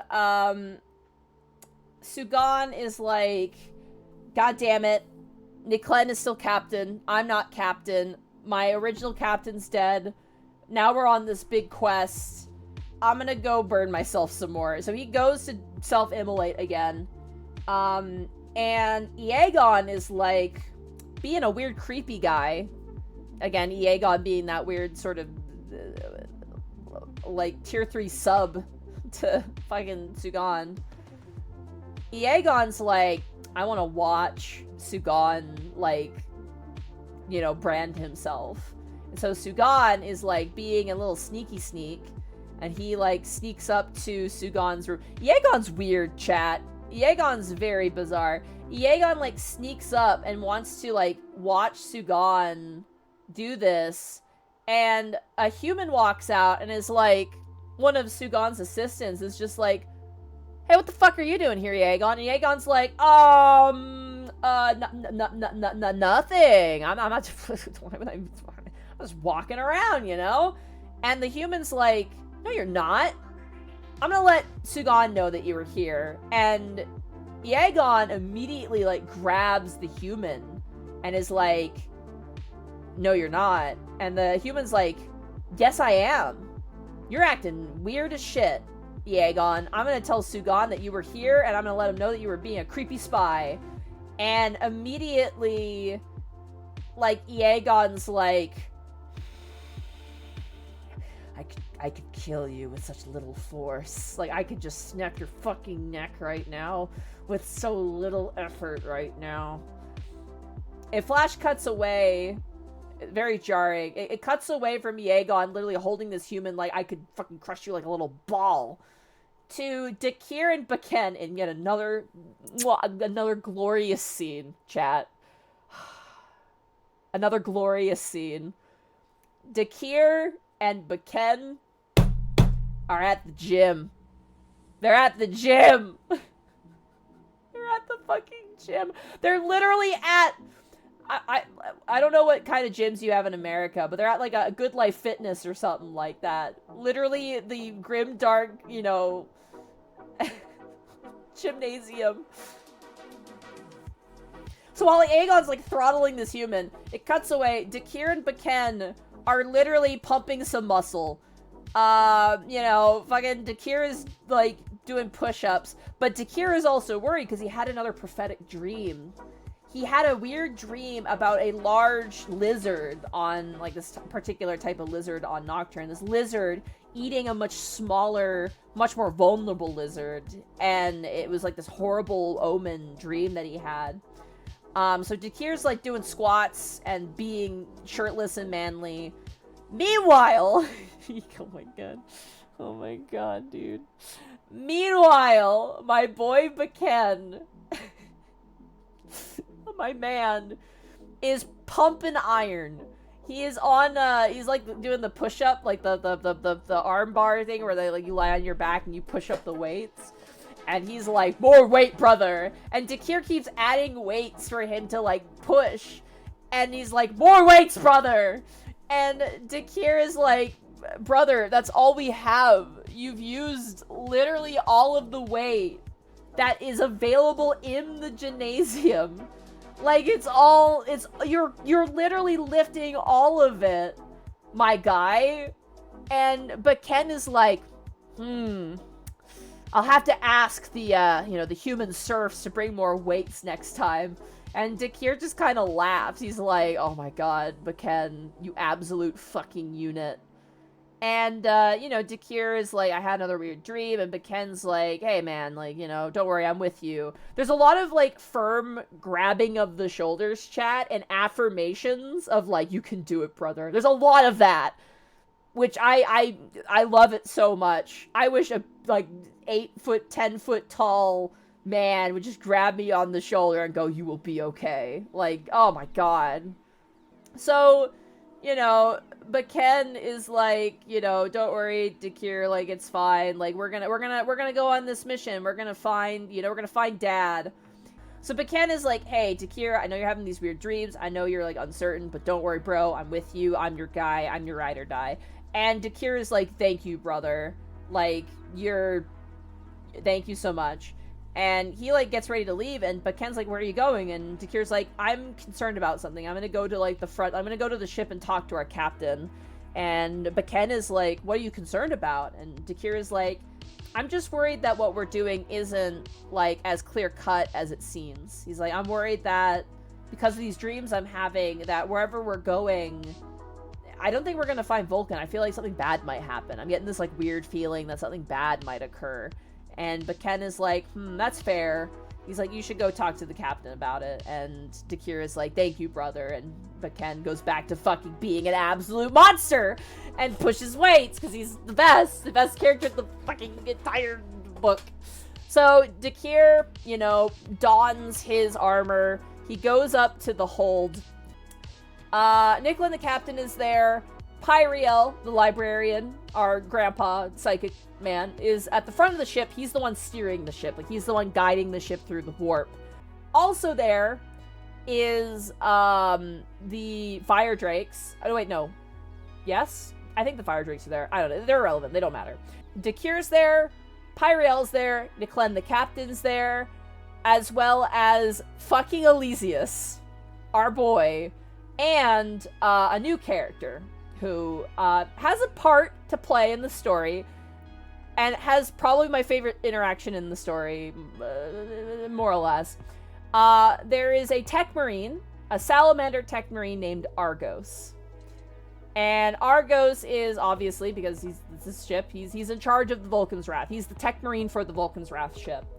Dakir shows up, and Dakir's like, hey, Captain Niclen, I'm concerned about this mission we're on. And Niclen is just like, what do you mean? And he's like, I don't know. I'm getting, the vibes aren't good. I feel like something bad's gonna happen.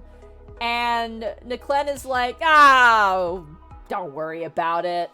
And Dakir's like, yeah, of course.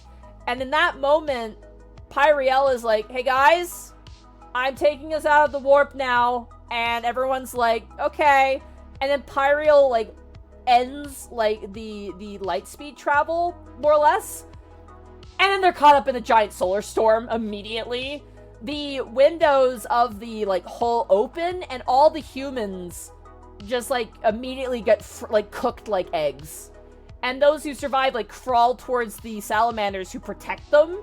Like, they cover them so that way, like, the solar flare doesn't, like, roast them alive. Alarm bells start ringing out like crazy. Chaos ensues. And immediately, Pyriel's like, oh, shit, guys, I just pulled us into a solar storm. And lights and bells and whistles are going off. Meanwhile, as this happens, as the ship shakes and everything is catching on fire, shit's exploding. Meanwhile, Aegon is holding onto that human, and as the ship moves, he lets go of the human, and a bunch of rubble collapses on top of the human, and the human's like, ah! And Aegon is like, oh, something's happening. And, like, the ship is on high alert, everything's, like, screaming. And so Aegon is, like, looks down at the human and is like, oh. And the human's like, Aegon, help me. And Aegon's like, don't worry, I'll help you, as he places his foot on the rubble and just begins to just push down ever so slightly until eventually he just pushes down fully and crushes the human under his foot. So Aegon kills a guy and is like, good, I've killed my witness. And he, like, slinks away to go do more nefarious shit. Meanwhile, at the deck, all the salamanders and, like, Captain Niclen and everybody are like, oh shit, oh fuck, everything's fucked. And Niclen turns towards the tech marine and is like, give me a status report. And the tech marine, who I love him so much. This is one of my favorite interactions. The tech marine goes, sir, like, a third of our ship just got hit by the solar flare. One of our engines is completely destroyed and the other 3 are on backup power. And, like, Niclen's like, what about the human mechanics? Sir, we're detecting that a bunch of engine rooms are engulfed in flames, sir. Several casualties have been detected. And Niclen's like, damn it! Do you have any good news for me? And the tech marine just looks at Niclen and goes, we haven't crashed yet. And I just fucking lost. I started laughing my ass off. I just love we haven't crashed yet. Niclen is like, ah! And, like, turns towards the other people, and he's just like, we have survivors down there. And Dakir is like, how much time do we have? And Niclen's like, I'm gonna give you 10 minutes to get as many people out as possible before we hit rock. And all the salamanders, like, look to each other and nod, and they proceed to run to go save a bunch of survivors. Meanwhile, Aegon, the bastard, is walking through the halls and is, like, moving, and he sees a bunch of humans surrounding a space marine, like a salamander, who's been impaled on some rebar. Aegon approaches, like, oh shit. And the humans are like, we don't know what to do. Like, he's pinned, we can't get him out, he's still alive. And Aegon approaches the salamander who's, like, pinned, and he realizes it's one of the sergeants who voted against Sugan being captain. Aegon's like, oh, this is one of those guys who decided that Sugan isn't worthy to be a captain. And he literally tells the humans, like, go help the others. I have this. And the humans are like, okay. And they run off. And Aegon walks up, walks up to the Space Marine and, like, leans into his ear and is like, you voted for the wrong side. And is like, long live the king. And he goes to fucking kill the Space Marine. But then he hears Fugus behind him, who's like, what's happening? What's going on? And immediately Aegon's like, fuck. And he's like, oh, we have a survivor over here. And Fugus, the super depressed apothecarian, shows up, and he's like, oh, god damn it. And, like, runs up to the sergeant and realizes, there's no way. There's no way he can save this Space Marine. So he's like, I gotta try to retrieve the gene seed. But fucking Fugus, the depressed apothecarian, is so depressed that he fucks it up. He fails. He tries to extract the gene seed, and he fails. And Aegon sees this. And Aegon is like, oh, Fugus, you're not able to perform your duties, are you? And Fugus is like, fuck you, Aegon. I don't want to hear it from you, you slimy son of a bitch. And, like, Aegon's like, if Elysius finds out, if the chaplain finds out about this, and Fugus is, like, really quiet. He's like, what, you're going to report me to Elysius now? And Aegon's like, Fugus, my guy. My brother. No one needs to know. I don't need to tell anybody. Just like you don't need to tell anybody that Sugan is, self-branding himself, right? And Fugus is like... And Aegon's like, how about we make a deal, you and I? I won't tell anybody about how you failed to extract that gene seed and how you're failing at your job. And in exchange, you don't tell anybody about what Sugan is doing. And Fugus is like, fine. And I shit you not, chat. In the book, Fugus shakes hand with Aegon, and in his mind he thinks, why does it feel like I just shook hands with Horace? Word for word. In his mind, he thinks, why does it feel like I just shook the hand of Horace? For those who don't know, Horace is the ultimate betrayer in Warhammer 40k. He's the reason why there's, like, Chaos Legions and shit. So, Fugus is like, I just did something bad. I feel I just did something really fucking bad. And, Aegon leaves the scene. Meanwhile, as this is happening, Dakir is, like, carrying humans. Like, again, I'm exaggerating, but he's, like, carrying a bunch of human engineers. He's like, go to safety, humans! And they're, like, all, like... It's really, like, all of the Salamanders are running around trying to gather up all the humans, trying to get them to safety, and, like, get them... Like, they're trying to save as many people as possible in 10 minutes. As Dakir is doing this, he turns and notices that Vulkan is holding open a bay door. A bay door is automatically closing to, like, seal off an area where there's, like, a fire raging. And, like, humans are, like, running and, like, vaulting over into the room to get to safety. And Vulkan is, like, holding, and he's straining to hold this bay door open. And so Dakir runs over and, like, shoulders the weight as well. And Vulkan is like, brother, why are you here? Like, you should be going and saving more humans. And Dakir is like, oh, Vulkan, I wanted to see how much weight was enough for you, though. It was a great scene. Loved it. I love that scene so much. And so, like, they hold open the door. Eventually, the door closes, and Vulkan's like, I'm gonna go over here and save more humans. And Dakir's like, I'm gonna go over here and save more humans. So they split up. Dakir goes, and he runs into Sugan. At this point, Sugan has put on his armor. He's, like, all doffed up. And there's, like, a giant group of, like, basically engineer humans, like, high-ranking engineer humans who are, like, kind of trapped. And through some clever planning and some teamwork, which is great to see Sugan and Dakir teaming up and working together, even though Sugan is racist the whole time, because of course Sugan is, they manage to save a bunch of humans. As they get the humans to safety, they all, like, put them all into a safe location, and at that point, Niklen comes up on the intercom and is like, guys, we're gonna crash. And then the ship crashes. And this is where I will take a break for myself so I can go get some water. But now the ship has crashed on a planet, and we will continue the story from there. So I'm gonna grab a drink. I'm gonna say I'm gonna give you guys like 3 minutes, 3 to 4 minutes to get a drink. I will be right back, and we will continue now that we have crash landed on the planet. And this planet is known as Scoria, and we'll learn more about Scoria as we continue. But I will be right back. I'm just gonna grab some water. The Vulkan's Wrath, the spaceship that have all the salamanders on it, crashes. Just bam, crashes. Bunch more people die, and everyone is like, ugh. And the salamanders like kick open a door, and they basically make a camp. They're like, okay, let's make a base camp outside. Let's lay out some cots. Let's get some people on stretchers. People are either dead or dying, and we've lost like 3 Marines. So everybody is like, everyone again is miserable. Fugus is like, I hate my life. Poor Fugus, the apothecary man, is like having a rough time.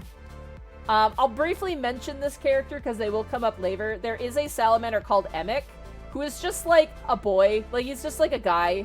He's a little like bolt shooting space marine guy, but he seems to have a preclusion or a sort of like particular, how do I describe it? When it comes down to it, Emic is the one who will do field medic stuff when Fugus isn't around, and he's very good at it. And all the other salamanders are like, Emic's pretty good at this. Fugus is tending to the humans, Emic is helping, and the salamanders are like, sweet, we'll make a base camp here. Now, Scoria is like covered in ash. The entire surface of the planet is like gray ash. There are large, almost volcano-sized mountains of ash. It's another death world. They're making base camp, and then suddenly, and no one ever expects them, the fucking crabs show up. Crabs burst out from the ground and start attacking the surviving salamander. There's a crab battle, chat! Crab battle! The crabs burst out of the ground and begin to attack the salamanders and start eating the humans. They grab the humans and are like, blah, blah, blah, blah, blah, blah, blah, like a crab. And the salamanders are like, shit! Boil those crabs! And so they pull out their flamers and their weapons, and they start killing the crabs. They start shooting the crabs, and they kill the crabs, and the remaining crabs like run away. And the salamanders are like, shit, okay, we need to make like a perimeter now. So the Space Marines make a perimeter, and then Sugan and Dakir, I think it's just Sugan actually. Sugan goes to like the war tent of Niklen, and Niklen is like, oh, shit's fucked. So the Vulkan's Wrath is trapped in the ash. It can't get out because the engines aren't working, and they have to repair the engines, and Argos is like, it's gonna take me a while to repair these engines, sir. Niklen is like, okay, let's make a perimeter around the Vulkan's Wrath, and let's figure that out. And Sugan is like, this is like, all the salamanders are like, this sucks, dude. We haven't even started on our great quest to like find Vulkan, and our brothers have died. Like, we got caught in the solar storm, and the brothers have died. And Elysius, like a fucking cartoon, bursts through and is like, boys, it's all part of the prophecy. And like, Sugan is like, our battle brothers just died. That sucks. They didn't even die in battle. They died when we crashed. And like, Elysius is like, listen, our battle brothers died with honor because they died for the prophecy, Sugan. And Sugan is like, no, that sucks. And Elysius is like, shh, shh, shh, shh. Bitching isn't part of the prophecy, Sugan. Shut the hell your mouth. And Sugan's like, all right, whatever, Elysius, suck a fart. And Elysius is like, the prophecy, the prophecy. And I fucking love Elysius. He's so fucking... He's like, oh, you're sad that your battle brothers died? It's all part of the prophecy, man. You're not thinking through the prophecy, my friends. Sugan is like, we should make a scouting party. Like, we should make a scouting party and see if we can find any other signs of life besides fucking crabs. And so Niclen is like, that's a great idea, Sugan. You have my orders. You can grab a bunch of people and you should go out as a scouting party kill team. And Sugan is like, sweet, let's do that. So Sugan gathers Yegon and gathers like a few other guys and they're like, let's go, boys. Let's go see if we can find any life. And off they fuck towards the dust desert. How are the crabs part of the prophecy? They're not, unfortunately. But them getting caught by a solar storm, talking about light, and then crashing is part of the prophecy, allegedly.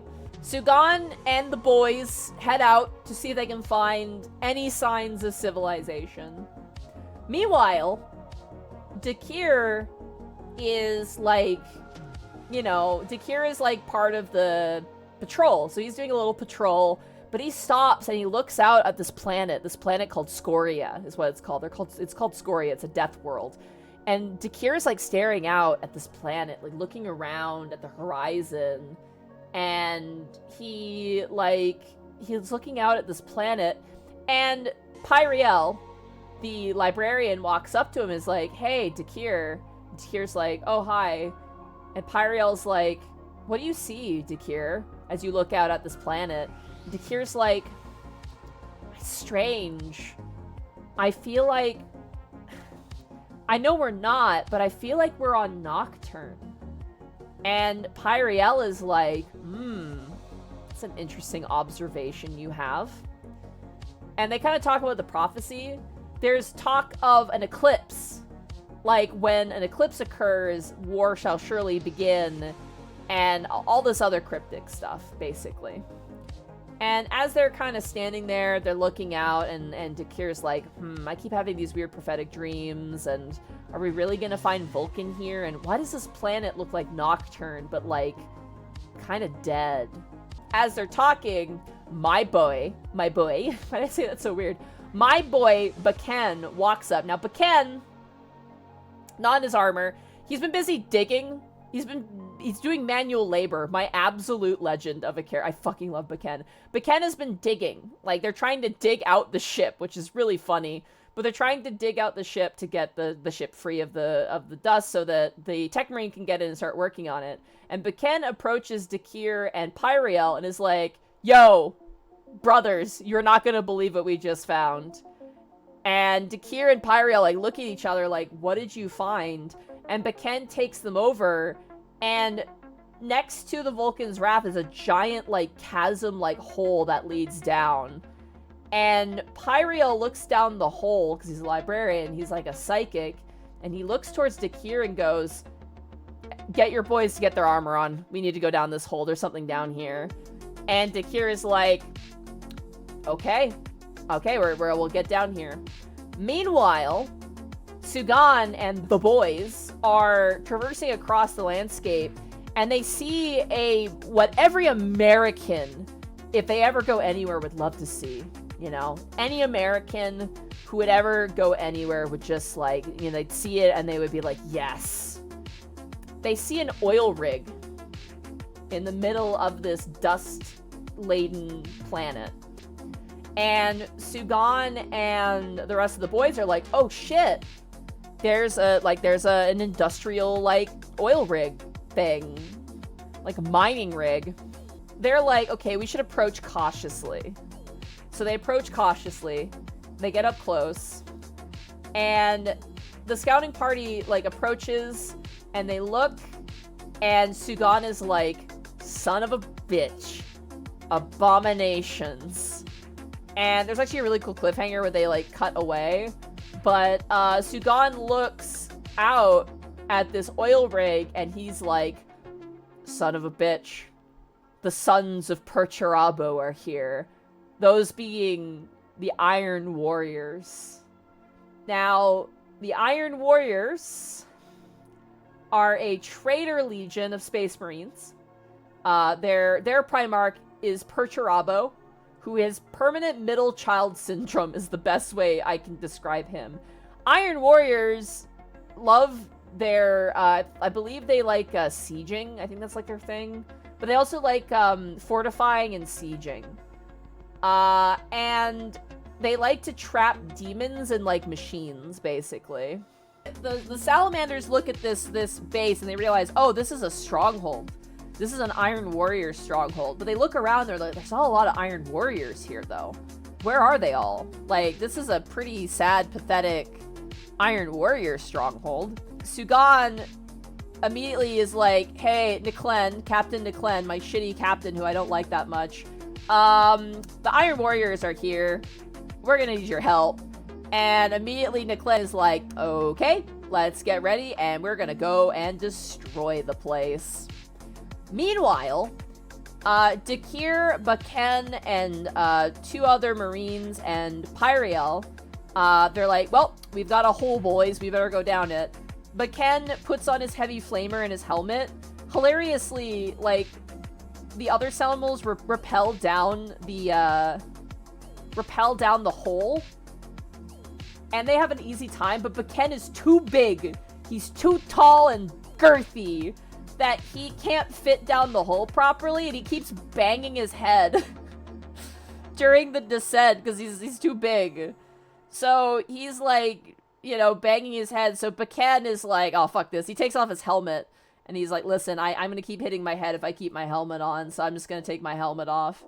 So they descend into this giant hole, and they're like looking around and they're like, this is weird. Like, this doesn't feel like the crabs made this. Like, because they're underground crabs, right? Don't forget the crabs. They're looking around, they're like, this doesn't feel like crab claws made this. This feels like different. Like something else made these tunnels. And so they are in complete darkness, and Pyriel's like, there's something here. I don't know what's here, but there's something here, and there's a lot of it. We need to continue. Dakir, Vulkan, and Pyriel, the librarian, begin their descent, and they're moving, and Vulkan is, like, walking, and they're trying to be quiet. Then suddenly, out of the darkness, something flies out from a different tunnel, and Vulkan is like, contact! What do you think was, what do you think came out of the tunnel? It was a small object, chat. Grenade. Yeah, Vulkan. A small object gets thrown, and it's a ball. And chasing after it comes, like, a 12-year-old boy. And immediately the kid, like, grabs the ball and looks up at, like, the 9-10 foot tall Vulkan, who, by the way, Vulkan took off his helmet. So he looks like, you know, like a salamander. And the kid immediately, like freezes in place. And my favorite favorite scene, dude. Oh my god, there's so much. I love it so much. But Vulkan, my beloved Vulkan, like, reaches out his hands and he's like, hey there. Like, don't worry, we're not gonna hurt you. Like, he gets down on a knee and is like, hey buddy, like, we're your friends, like, we won't hurt you. It's so sweet. Basically, Vulkan, like, he's like, hey buddy, like, it's okay, like, don't be scared. And the kid, of course, sees Vulkan and the rest of the salamanders and just runs. He just runs away. There's a really fun exchange where Vulkan, like, looks towards Dakir and Pyriel and is like, it's a boy. And Pyriel cocks his head. He goes, a human. And then Vulkan goes, a boy. Which I read out as, like, there's a boy. And Pyriel's like, a human. He's like, a baby. So they're like, oh shit, like, we need to chase after him. So Dakir and Vulkan and Pyriel and the other salamanders are like, we gotta find this kid. And they start following him, but they're also, you know, keeping alert because they actually talk about how orcs used child suicide bombers, which, great, good job, orcs. And, like, they chase after the boy, and then eventually they hear a bunch of clicking of las guns. And a bunch of humans step out from the darkness and are like, don't move. And immediately they're caught. by a large contingent of about 30 to 40 human beings or so, all pointing las guns at the salamanders. And Dakir is like, what? There are people here. It then cuts back to Sugan, because the perspectives now are different. So Dakir is underground and Sugan's on top. Sugan calls in support, and basically, how do I describe it? A lot of combat happens. So, Sugan... Oh god, okay, so, okay. This is the part that's gonna be harder to explain, because combat's kind of like a dense part of it, but I'm just gonna paraphrase what kind of happens. Sugan calls Captain Nicklin for support. Captain Nicklin is like, okay, understood. Nicklin sends a Land Raider Redeemer tank, which is a model I really want. I want a Land Raider Redeemer so bad.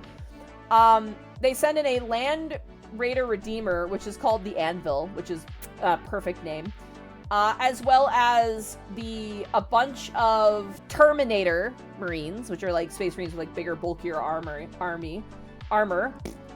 And you know him, you love him, Elysius shows up too.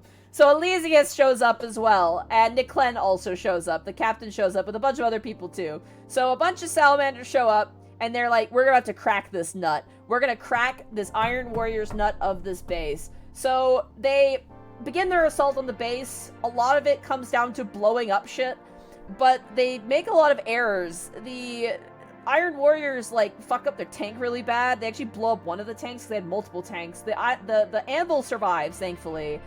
But they basically, like, create a phalanx, and they make it to the door, and then they put, like, charges on the door, and they blow up the door. At this point, the salamanders are like, there's, like, nobody here. Yet they're still getting their asses kicked, which is like, come on. And Sugan is really upset because there's, like, barely any Iron Warriors, and yet, despite that, the Iron Warriors have successfully, like, blown up one of their tanks and has kind of, like, really done a number on their numbers. So, Sugan and the boys and the Fire Drakes and, like, the Terminators kick in the door, and they're like, sup, bitches, it's Salamanders, Moshi Mosh, and they walk inside, and immediately, all of them get psychically attacked. Sugan walks in, and he's like, everyone shut the hell your mouth. Don't talk unless you have something immediate that's important. And then someone starts to talk, and Sugan's like, shut up, and the person's like, I didn't say anything. And they all have a collective hallucination, which is just great. And the hallucination basically is, like, convincing them, like, give up, you know, give up and give up and give in, and you're all failures, your dad doesn't love you, you remember that cringy thing you did in middle school? Well, everyone remembers it and totally hasn't forgotten about it. Basically causes the salamanders to then take their guns and turn them on either each other or themselves. They start to succumb to the psychic attack, and then Elysius enters the room. Elysius, with a bass-boosted track, steps in to the mindfuck room, home of the asshole hallucination. Elysius walks in and is like, hey, demon, warp shit, listen up. Let me tell you about this guy called Vulkan and how he's cooler than you. And you know what? Let me tell my boys about Vulkan and how much cooler he is than you. And Elysius steps into the room and is like, Vulkan is the best. We're here for a prophecy. We're forged by fire. We're badass. We're big dick blacksmiths. You're a little dick demon. Fuck you. Eat my fart. Eat my ass, basically. And Sugan and the boys are like, damn, we were being stupid idiots. We are fireborn. We are Vulkan's kids. We're badass. Fuck you, demon. And so they immediately kick down the door through the mindfuck dimension. And Elysius is like, go, my brothers, kill. They kick down the door, expecting to find, like, a lot of Iron Warriors. But instead they find, like, an evil, like, tech marine guy. They never fully explain what he is. But there's, like, an evil tech marine dude inside of this big chamber. And he's building a giant supervillain cannon in this chamber. So the Salamander's kicking the door, and they're like, sup, bitches. And immediately this, like, tech marine is like, go, my zombies. And a bunch of, like, cybernetic zombies, different than the servitors, charge at the Salamanders. And the Salamanders just, like, rip and tear, just kill all of them. And the evil engineer guy, who's never described, like, he's never, like, a warsmith? Yeah, maybe a warsmith. I don't know. They just described him as, like, a robot man who's, like, evil.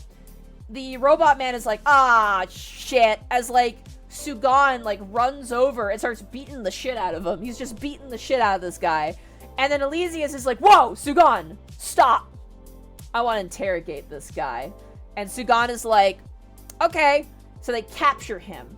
Elysius is like, get my servo skulls. I'm gonna have some, we're gonna do some fun interrogation right now, because as you remember, Elysius, the mad lad, likes to be a little Occam razory. He likes to be very direct. He's like, I'm gonna if torture's gonna get me the quickest, most succinct answers, I'm just gonna do torture. Why not? So he's like, get me my torture stuff, and everyone's like, okay. They go and get it. We cut back to Dakir, who's now underground and surrounded by humans. The humans are wearing, like, patchwork clothing, and they have very archaic looking las guns. And immediately Vulkan is like, I could kill all these guys. Like, I could just sneeze and kill all these guys. And, like, all the other salamanders are, like, pointing their guns like, we can kill these guys. Dakir and Pyriel are like, hold up, boys. We don't need to do a murder, all right? Let's hear out these humans real quick. And the humans are like, you know, who are you?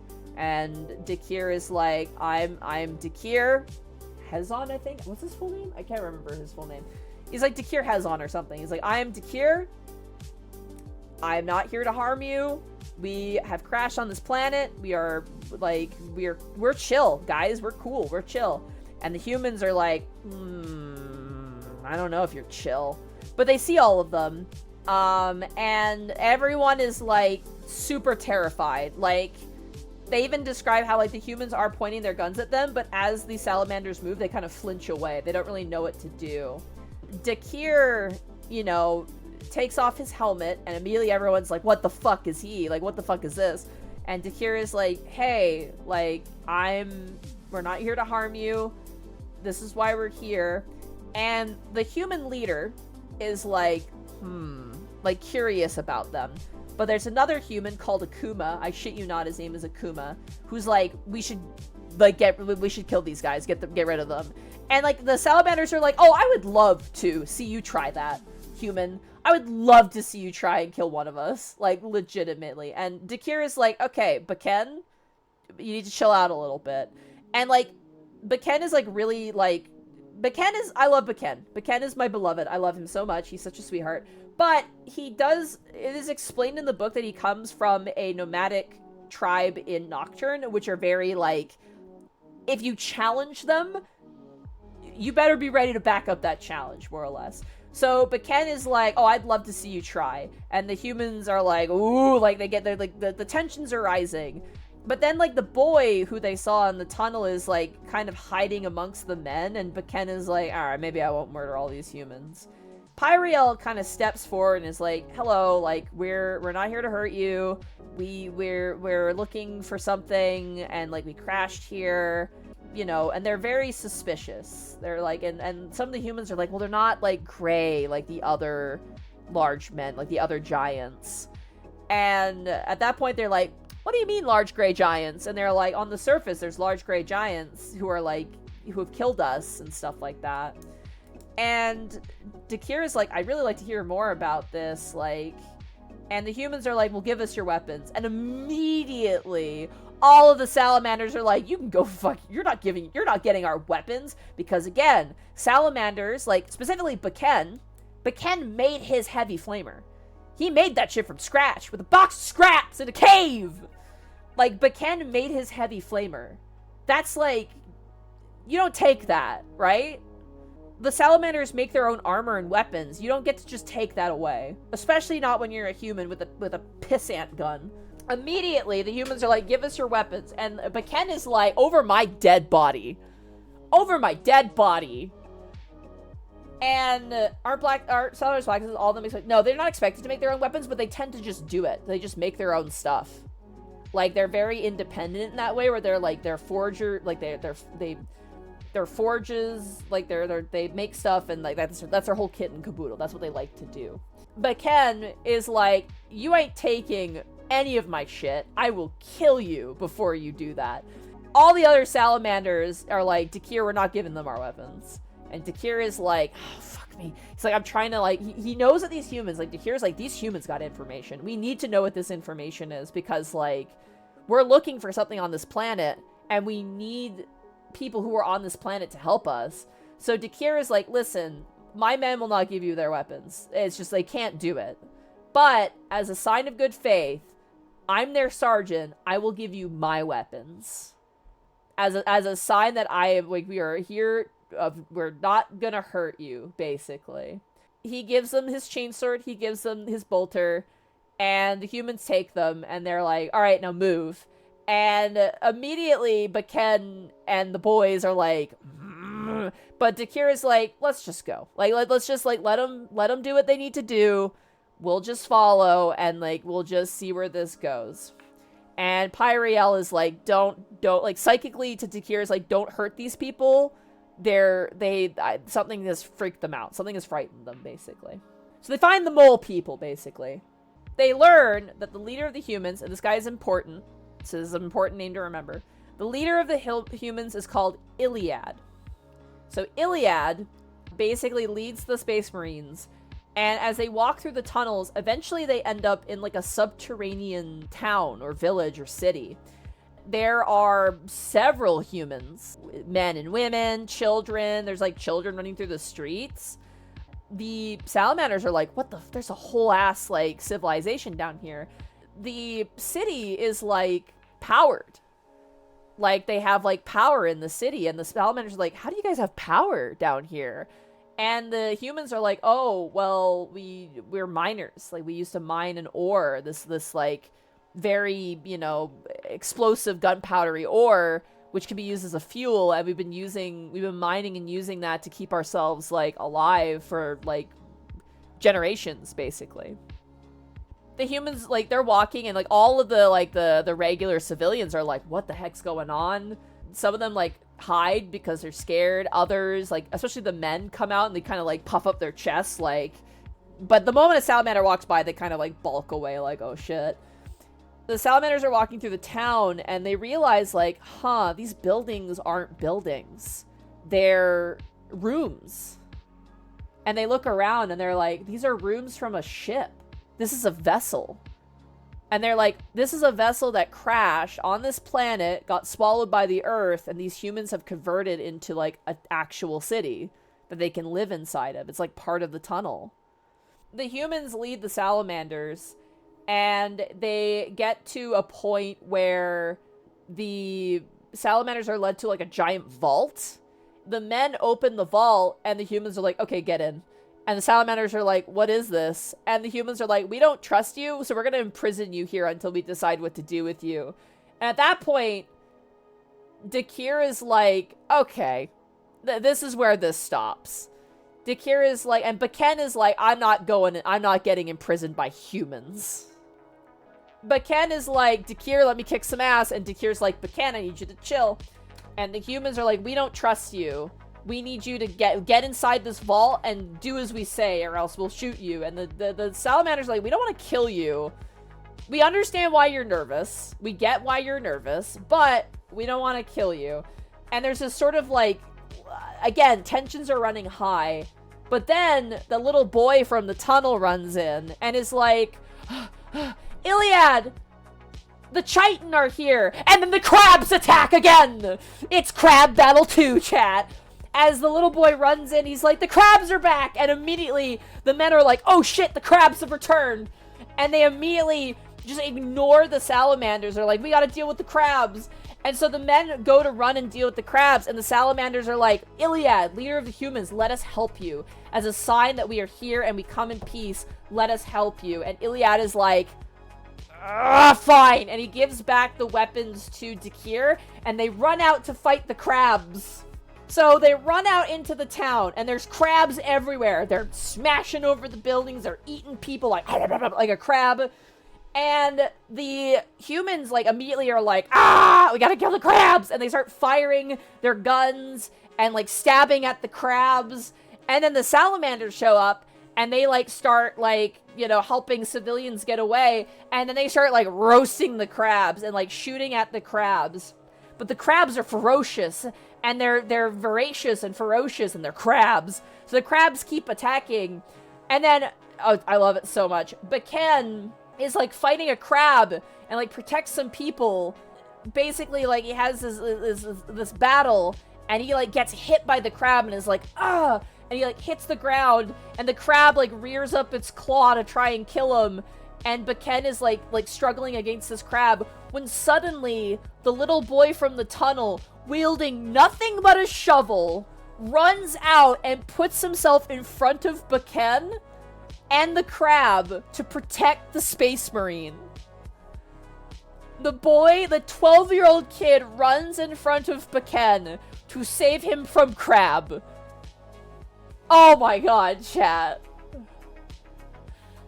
So the boy is, like, holding a shovel, ready to protect this salamander. And Buchan is like, no, little boy! You cannot fight the crab! And so Buchan, like, grabs the boy and, like, roasts the crab. And there's this really great scene where he grabs the boy, rushes over to a building, opens up the door, throws him into the building, and is like, stay here! And then closes the door and goes back to fighting crabs. So Buchan is fighting crabs. And Dakir is fighting crabs, the humans are fighting crabs, everyone's fighting crabs. It's a crab battle, and eventually the crabs all die, but a lot of people died as well. A bunch of crabs die, and a bunch of humans die, and the salamanders are like, shit. And they basically take all the bodies, and they burn them in a funerary fire. And I would like to read this next part, chat. Ready for story time, chat?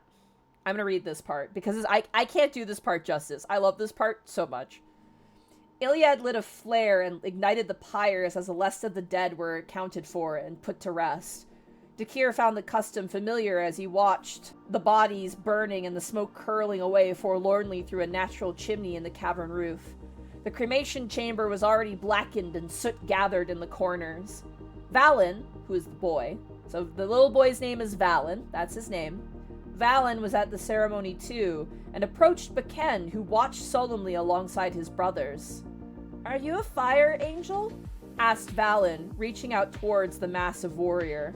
Buchan, almost 3 times the boy's height and towering over him, was surprised at the sudden upswell of emotions, as Valen's hand pressed against his greave. Perhaps the boy wanted to make sure he was real. A part of Buchan was deeply saddened at the thought of this innocent, knowing something of the terrors of the galaxy, but he was also moved. Valen was not Astartes. He did not wear power armor or wield a holy bolter. He didn't even carry a lasgun or rifle. He had a shovel, and yet he was brave enough to stand in the path of the Chiton and not run. Buchan found an answer hard to come by. Dakir spoke for him, but to Iliad and not the boy. "What does the boy mean when he says fire angel?" he asked. Iliad's face was set in a look of resignation. The flames from the pyre seemed to deepen the lines on his brow and throw haunting shadows into his eyes. "I must show you something, Dakir," he said. "Will you follow me?" So... But Ken is like, who is this sassy child? This bold-ass child who does not give a shit and is willing to literally put himself in front of a giant crab. Valen the boy is an absolute Chad. So basically, Iliad is like, okay, listen, I gotta show you something. Like, I wasn't sure, but now I think I'm sure. Follow me. And basically explains that a long time ago, like generations ago, there were fire angels. And the fire angels and the humans landed on this planet, basically. And Iliad takes Dakir into a chamber with Pyriel. Pyriel and Dakir go with them. But Ken and the rest of the salamanders stay behind to just like take care of the humans and make sure no more crabs show up and ruin the day. And they go into this chamber, this vault. And inside of the vault are depictions of salamanders, ancient salamanders from the Crusade.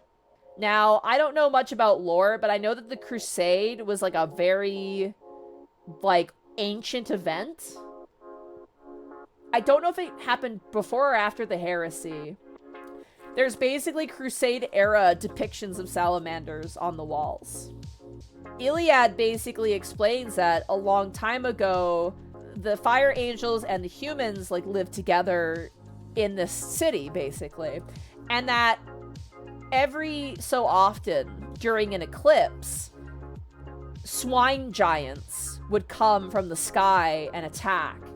And the fire angels would go out and fight them. But each and every single time they went out to fight the swine giants, fewer and fewer fire angels came back.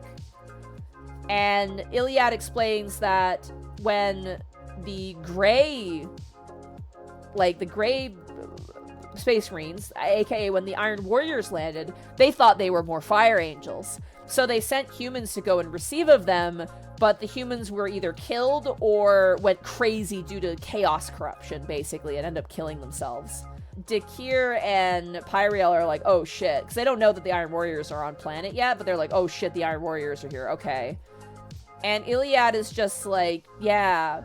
So now the swine giants fight the gray people up above, and the swine giants haven't come into our tunnels and haven't found us. We just have to worry about the crabs, basically.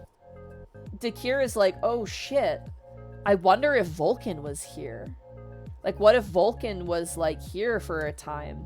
Iliad is like, there's something else I need to show you. And Iliad explains that his father and his father before him and his father before even him were basically keepers of the records. They are the maintainers of their history and basically knows about the fire angels and maintains that sort of information, more or less. So he's a historian, basically. And he's like, there's something else I need to show you. No human is supposed to walk into this place, but you are not human, and I feel like you are here for a reason. There's something, he's like, Iliad is like, I sense something, that something's gonna happen, and I know you're here for a reason.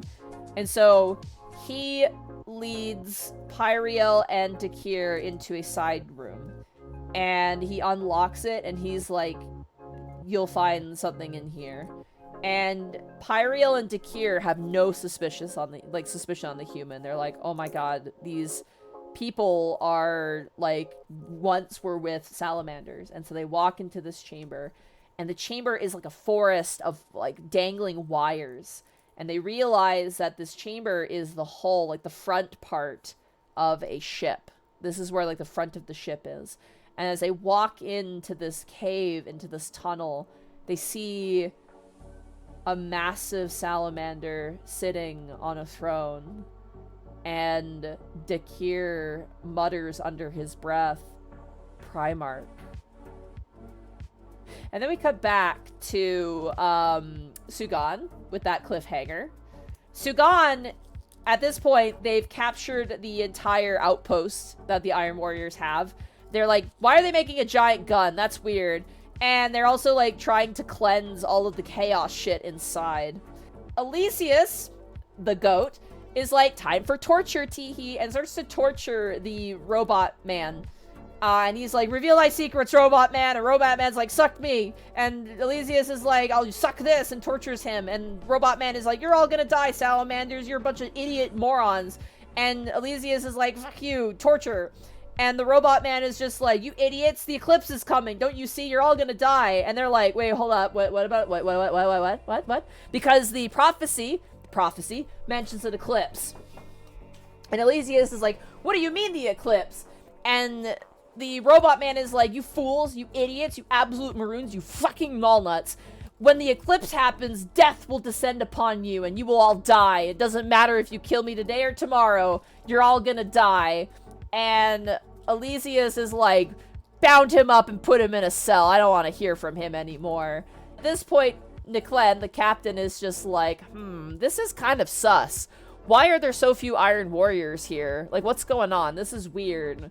And then they all look up and realize, huh, that meteorite's getting really close in the sky. What's with that large meteorite? Huh, what's with that other planetoid near the sun? What's up with that? And as they look at this meteor approaching, they realize, oh shit. Oh no. Ladies and gentlemen, it's orcs. Orcs begin to fall onto the planet. Immediately, Sugan and everyone's like, oh god, everyone, rank and file, orcs are here. And they all line up, and as they all line up, the orcs begin to charge and run, and they're like, they want to fight the Iron Warriors, but the Iron Warriors are replaced now with the Salamanders, but they don't care. They absolutely don't care. And the orcs all charge in, and they all stop, and all the Salamanders are like, why did they stop? And then bursting through comes a giant war boss, who's like, bah! And then they all start to charge. So the orcs are now here, and they realize that that planetoid that's like causes the eclipse. So when that planetoid blocks out the sun, more orcs will appear. You want to know why, chat? Because the planetoid is made of orcs. There's a planet of orcs that is in orbit around Scoria, and whenever it eclipses over the sun, it dispenses orcs on the planet. I shit you not. Elysius is like, all the orcs are, like, all the Space Marines are like, shit, okay, we gotta fight orcs now. And Elysius is like, let's fucking go. And everyone's like, Elysius, why are you happy? And Elysius is like, my brothers, it's part of the prophecy. The prophecy said, when the sun is blot out, war will begin. And guess what's happening? The sun is getting blot out and war is happening. The prophecy is being fulfilled. So all the salamanders line up and get ready to fight the orcs. Meanwhile, underground, Dakir falls to his knees and realizes that the salamander sitting on the throne is in fact not Vulkan. They red herringed us, assholes. The figure sitting on the throne is not Vulkan, but in fact an ancient Crusade-era salamander who has been sitting on the throne for however many thousands of years.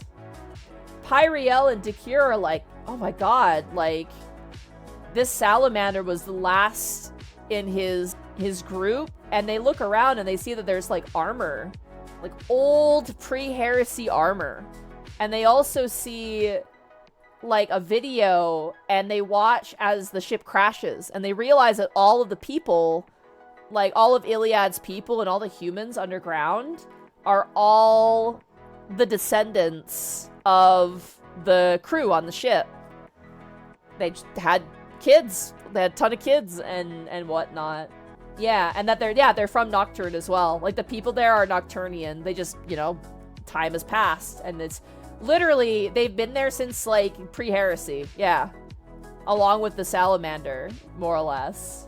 So they've completely, the humans have completely forgotten the salamanders, except for Iliad, because Iliad's, you know, purpose is to remember them, more or less. And the rest of the humans, like, are none the wiser. So Pyriel and Dakir are like, well, we gotta get this armor. This armor is really important. We gotta get this armor out of here. But then the salamander on the chair moves and speaks. And Dakir and Pyriel are just like, you know, who are you? Like, how are you here? And the salamander's name is, who's been there since, like, yeah, I guess 30k. There's a really great, yeah, that's the thing, Benny Badger. There's a really great back and forth between Dakir and Pyriel where they're just like, I didn't realize we could live this long. Like, Pyriel and Dakir are both taken aback by the fact that he's still alive somehow. They're like, I never knew that we could live this long. Because most Space Marines die in battle. That's what they're meant to die. And they're like, this Space Marine will not die in battle. He's lived so long and he hasn't died. But he's been there so long on that throne that he's fused to the throne. Like, literally, his body and his armor have fused to the throne over time. He can't leave the throne. They even ask him, like, can you walk? And he's like, no, I can only watch. He's like, I can only watch, and that's what I've been doing for the past, like, thousands of years, is just watch. and overlook this, you know, this tomb and the remains of my brothers. Most space marines die in like 400 to 500 years. Dante the Blood Angel is literally 1,000 years old. This guy is older than that. This Salamander is like literally from the Crusade, which I don't know how long that is ago, but that sounds like a long time ago. Yeah, this guy is like over 10,000 years old. Yeah. He's like, brothers, I can't move. Like, I've been here for so long that I am just like, I'm here to watch. And they're just like, shit, is this what the prophecy was leading us to, was Gravius? And they immediately are like, we need to get him out of here. We need to get him and this armor out of here. Dakir and Pyriel are like, we need to let everyone else know on the surface what's going on. They leave the chamber and they walk up to Iliad and they're like, Iliad, we need you to come with us. Like, we need proof for our superiors that you humans are down here. We need proof of this, basically. And Iliad is like, yeah, okay. And they're like, oh wow, we didn't have to push for that. At this point, Iliad trusts him completely. He has no doubts in his mind. He realizes, like, you are the Fire Angels. You've come back. I need to help you. So Dakir and Pyriel basically just pick up Iliad. They're like, you're ours now. You're coming with us. We're having soft tacos later. And they collect the rest of their party and they head back up to the top side. It's at this point where the Salamanders are a bit of a sticky wicket at the moment. The Salamanders are basically split up on two fronts. You have a bulk of the Salamanders at the Iron Warriors, like, base. And then you have the rest who are at the Vulkan's Wrath ship that is grounded. So Dakir, Pyriel, and the rest get topside, and everyone's like, where the fuck have you been? There are orcs now. And Dakir's like, oh shit, the swine giants were orcs. And so immediately they make a battle line. And they realize it's like maybe 200 Space Marines versus like 40,000 orcs or more, basically. Like, they're about to get swamped. Dakir, like, goes and, like, gets his men ready. They set out a bunch of mines. They start, like, building up, like, a plan to, like, try and, like, thin the orc numbers. And Iliad is there, and Dakir is like, Iliad, you can fight, but you need to stay alive, please. We need you to stay alive for as long as possible, please. And Iliad is like, you got it, chief. So Iliad joins the humans, who basically, there's a little contingent of humans who are from their ship. And basically they give him a gun and they're like, shoot the one end towards the bad guys. So they all get into position. The orcs start to charge them and the Space Marines start shooting at them. And they thin the numbers and manage to get it in a way where they're like funneling through so they can just like pick them off. But even then, they're like, there's no way. We're going to get swamped. There's no way. And then, my goat, Argos. If you remember, Argos was the tech marine who was like, we haven't crashed yet. Argos had a great idea. Actually, like absolute, 5 steps ahead of you, kid. Argos was like, we're about to get charged by orcs. No one said we can't use our orbital cannons just completely in melee range. Argos goes into the Vulkan's Wrath spaceship, mans up one of the giant, arc cannons, and just aims it at the orcs, and is like, this should do the trick, and just fires at the orcs, just obliterating all of them in an instant. And the Salamanders are like, oh shit! As the orcs get blown up, they immediately start to scramble because they just got blasted by, a ship cannon. And so the other Salamanders charge out and just kill off the rest of the orcs, managing to clear all of them out. They go down, Argos steps out and is like, I did it. And they're like, good job, Argos. And he's like, it seemed logical to do this. So they managed to, the Vulkan's Wrath ship that's, marooned there, they managed to scare off the orcs. But they know that across the planet, Niklen and everyone is fighting more orcs right now. They're holding down a defensive position. Vulkan's Wrath group, Dakir's group, they've cleared the orcs. They're like, okay, we have a breathing room. And Dakir is like, where the hell is Agatone? I need to find Agatone right now because literally picks up Iliad. Is like, we have a guy we need this guy to talk with Agaton right now. So they pick up Iliad, who's still alive. They're like, oh, thank God he's still alive. They grab Iliad. They take him over to, like, the war tent and bring him in front of Agaton. And at this point, Iliad is very much like, imagine a picture of, like, a small dog surrounded by Great Danes. Iliad is just like, oh, there's so many of you. What is happening? Like, Iliad is realizing, like, holy shit, there are a lot of people here, and also the surface has, like, a lot of shit going on. And so Iliad is brought before Agaton, and Agaton is like, who the fuck is this guy? And Dakir is like, this guy has been living underground since, like, the Crusade. And there is a salamander from the Crusade down there alive, and there's armor down there from the Crusade alive. And Agaton is like, well, shit, we can't really do too much about that right now because, like, we're split up. Our forces are split. We need to go and help the Captain de Clen, who's, like, all the way over at this Iron Warriors garrison, and they're currently fighting a fuckload of orcs. And so, like, they're talking and whatnot. They're like, okay, here's what we're gonna do. We're gonna send the depressed apothecary and Fugus down with a group of marines to collect, Gravius. And we'll collect the armor as well. We need to find a way to regroup with our allies over at this, like, garrison. And Iliad's like, hey, I don't know how much you want me to talk, but we have a tunnel that leads to that garrison, if, that would be helpful for you at all. And the Space Marines both look at each other and then look down at the human like, that would be great. Yeah, that would be awesome. And, like, Iliad's like, cool. I'll guide you. But at this point, oh, I forgot to reveal something, chat. I'm so sorry. Let me rewind a bit. It has been implied for the entire book. I did not bring it up. I'm a bad recounter. But the planet keeps having violent earthquakes. And there's a general sense that the planet's about to die. Like, every time there's an earthquake, everyone looks at each other like, I think this planet's about to die. At this point, Iliad is like, I think the planet's about to die. I think there's a reason you're here, and I think it's because this planet is about to die. And Dakir and Agaton are like, I feel like we were drawn here to save the people that were here still. Like, we're saving them from this, like, doom, and we're saving, like, we're picking up from where Gravius, like, is leaving off, basically. Iliad, like, Agaton and Dakir are like, this planet's gonna fucking pop like a zit. And Iliad is like, yeah, probably.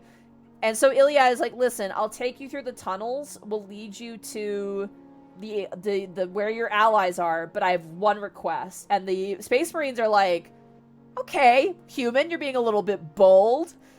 And Iliad is like, let me bring some of my men and let me fight for you. We want to fight for our planet.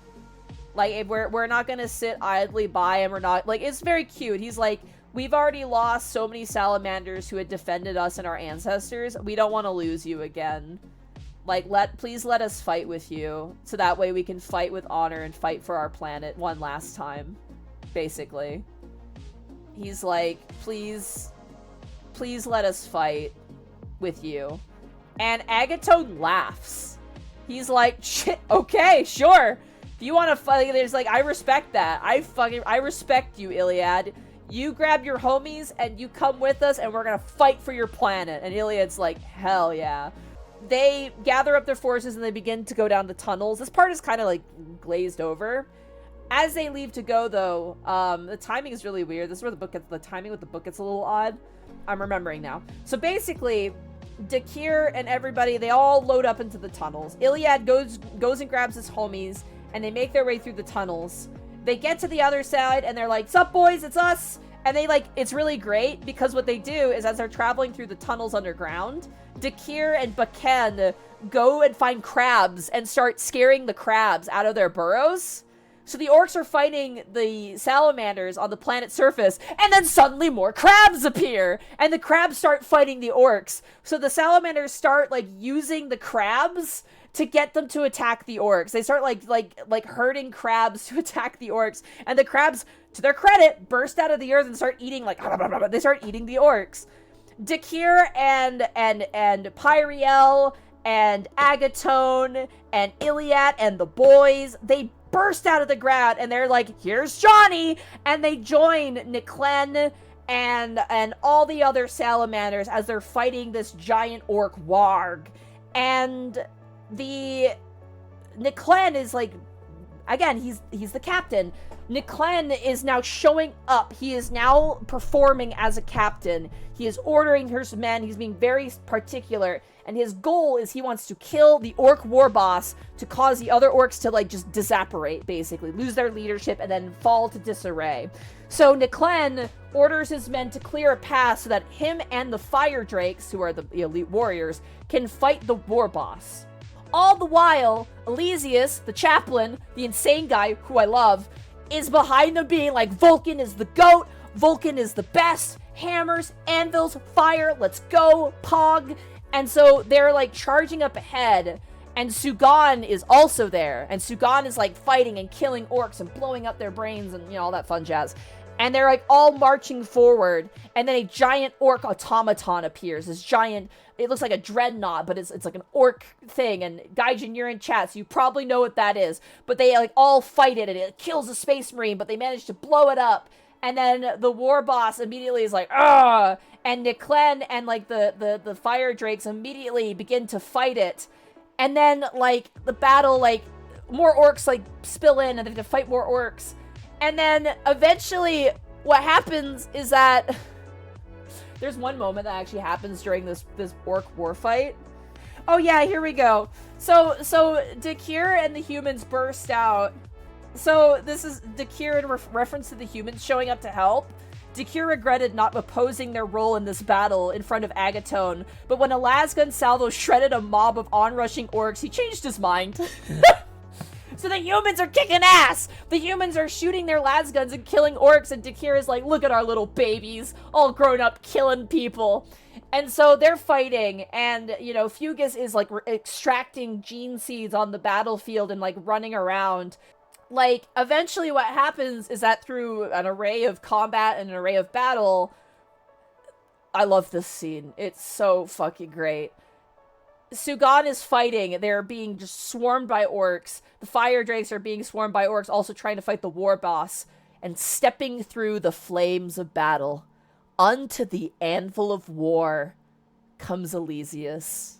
My torture-favored prophecy claimer, you know, word bearer, Elysius. Not an actual word bearer, I know that's like a faction, but like, you know, he's speaking the Promethean Creed, chat.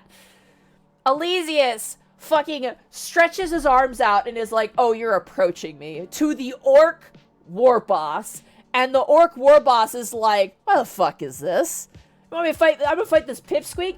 And then proceeds, Elysius takes his fucking staff with his skull on it. I don't know what it's called, it has a name, but it's a staff with his skull on it. And he just goes for a golf swing directly into the kneecap of the orc. And the orc is like, oh, fuck you! And then cuts off Elysius's arm. And Elysius, with an arm cut off, collapses to the ground and is like, ah, my arm! I need that to read the book of the Promethean Creed!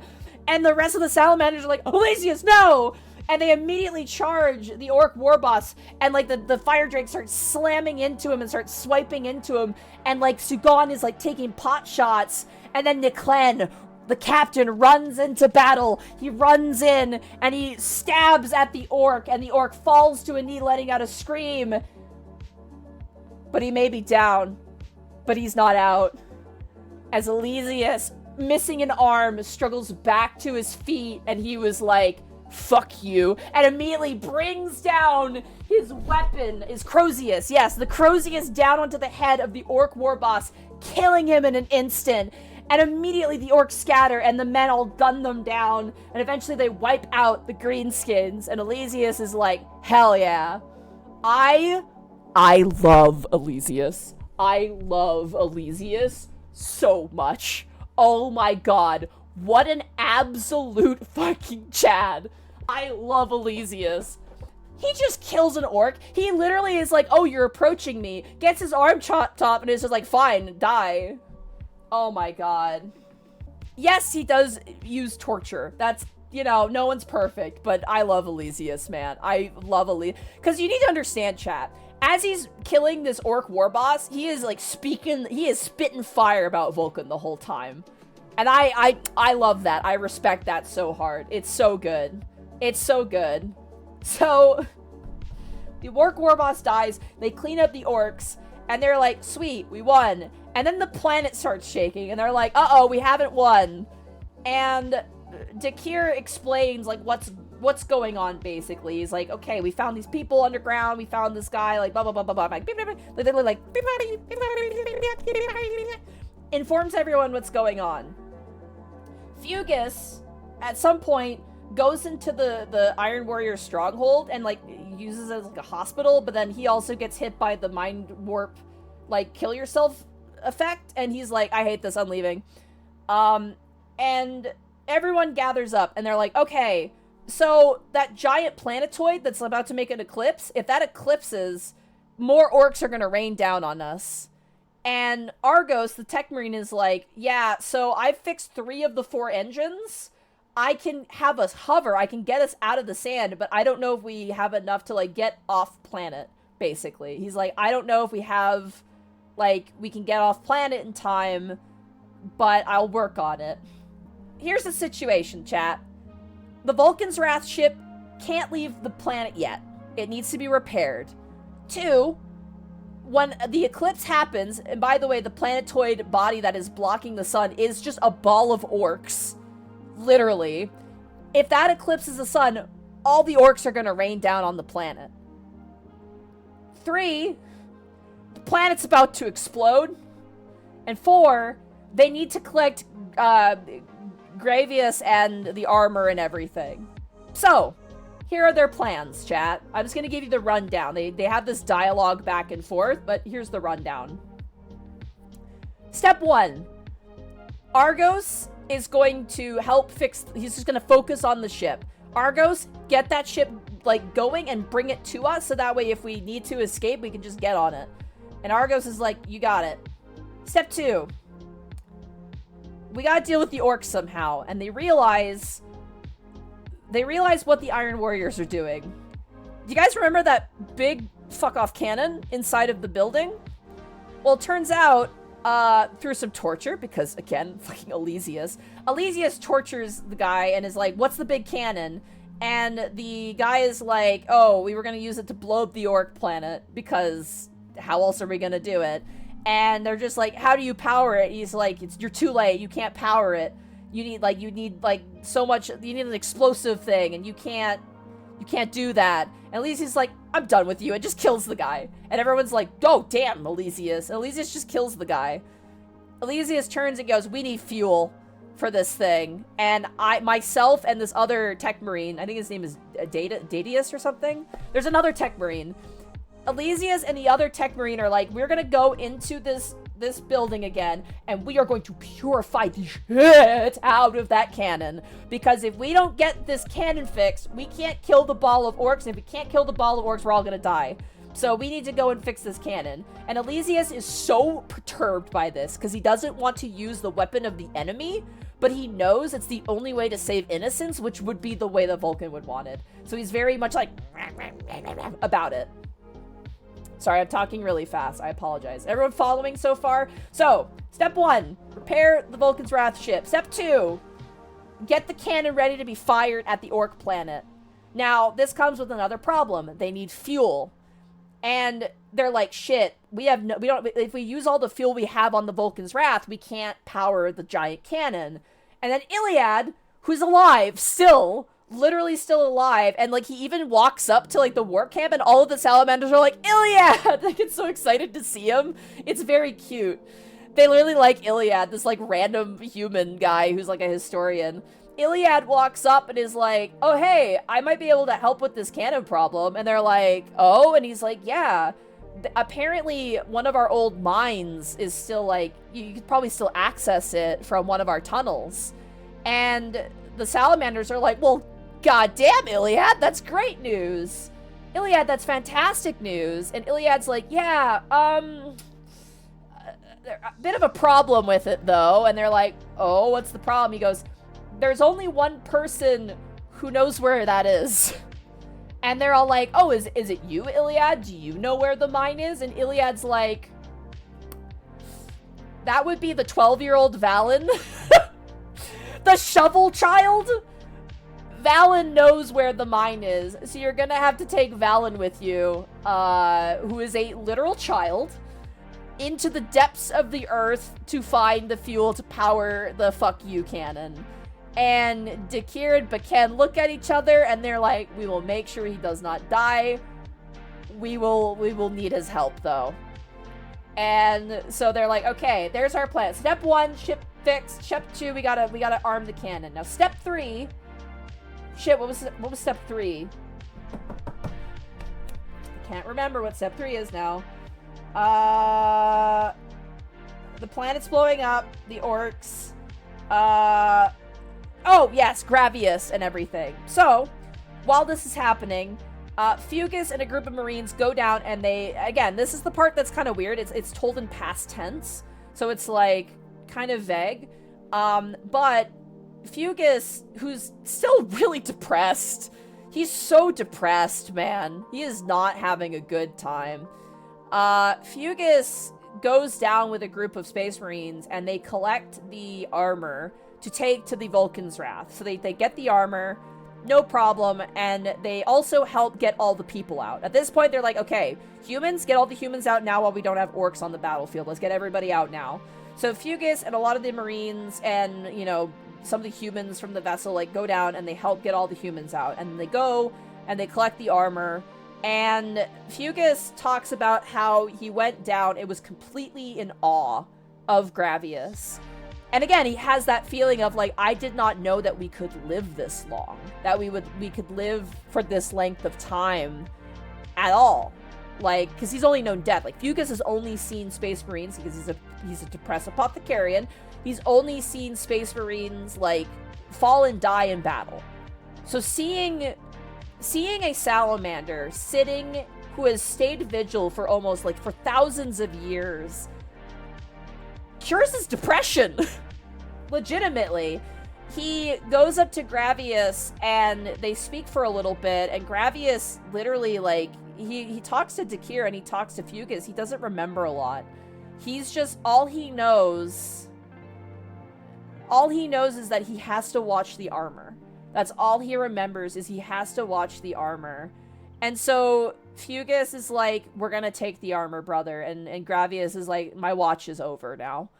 And since they can't take Gravius with them, he's fused to a chair.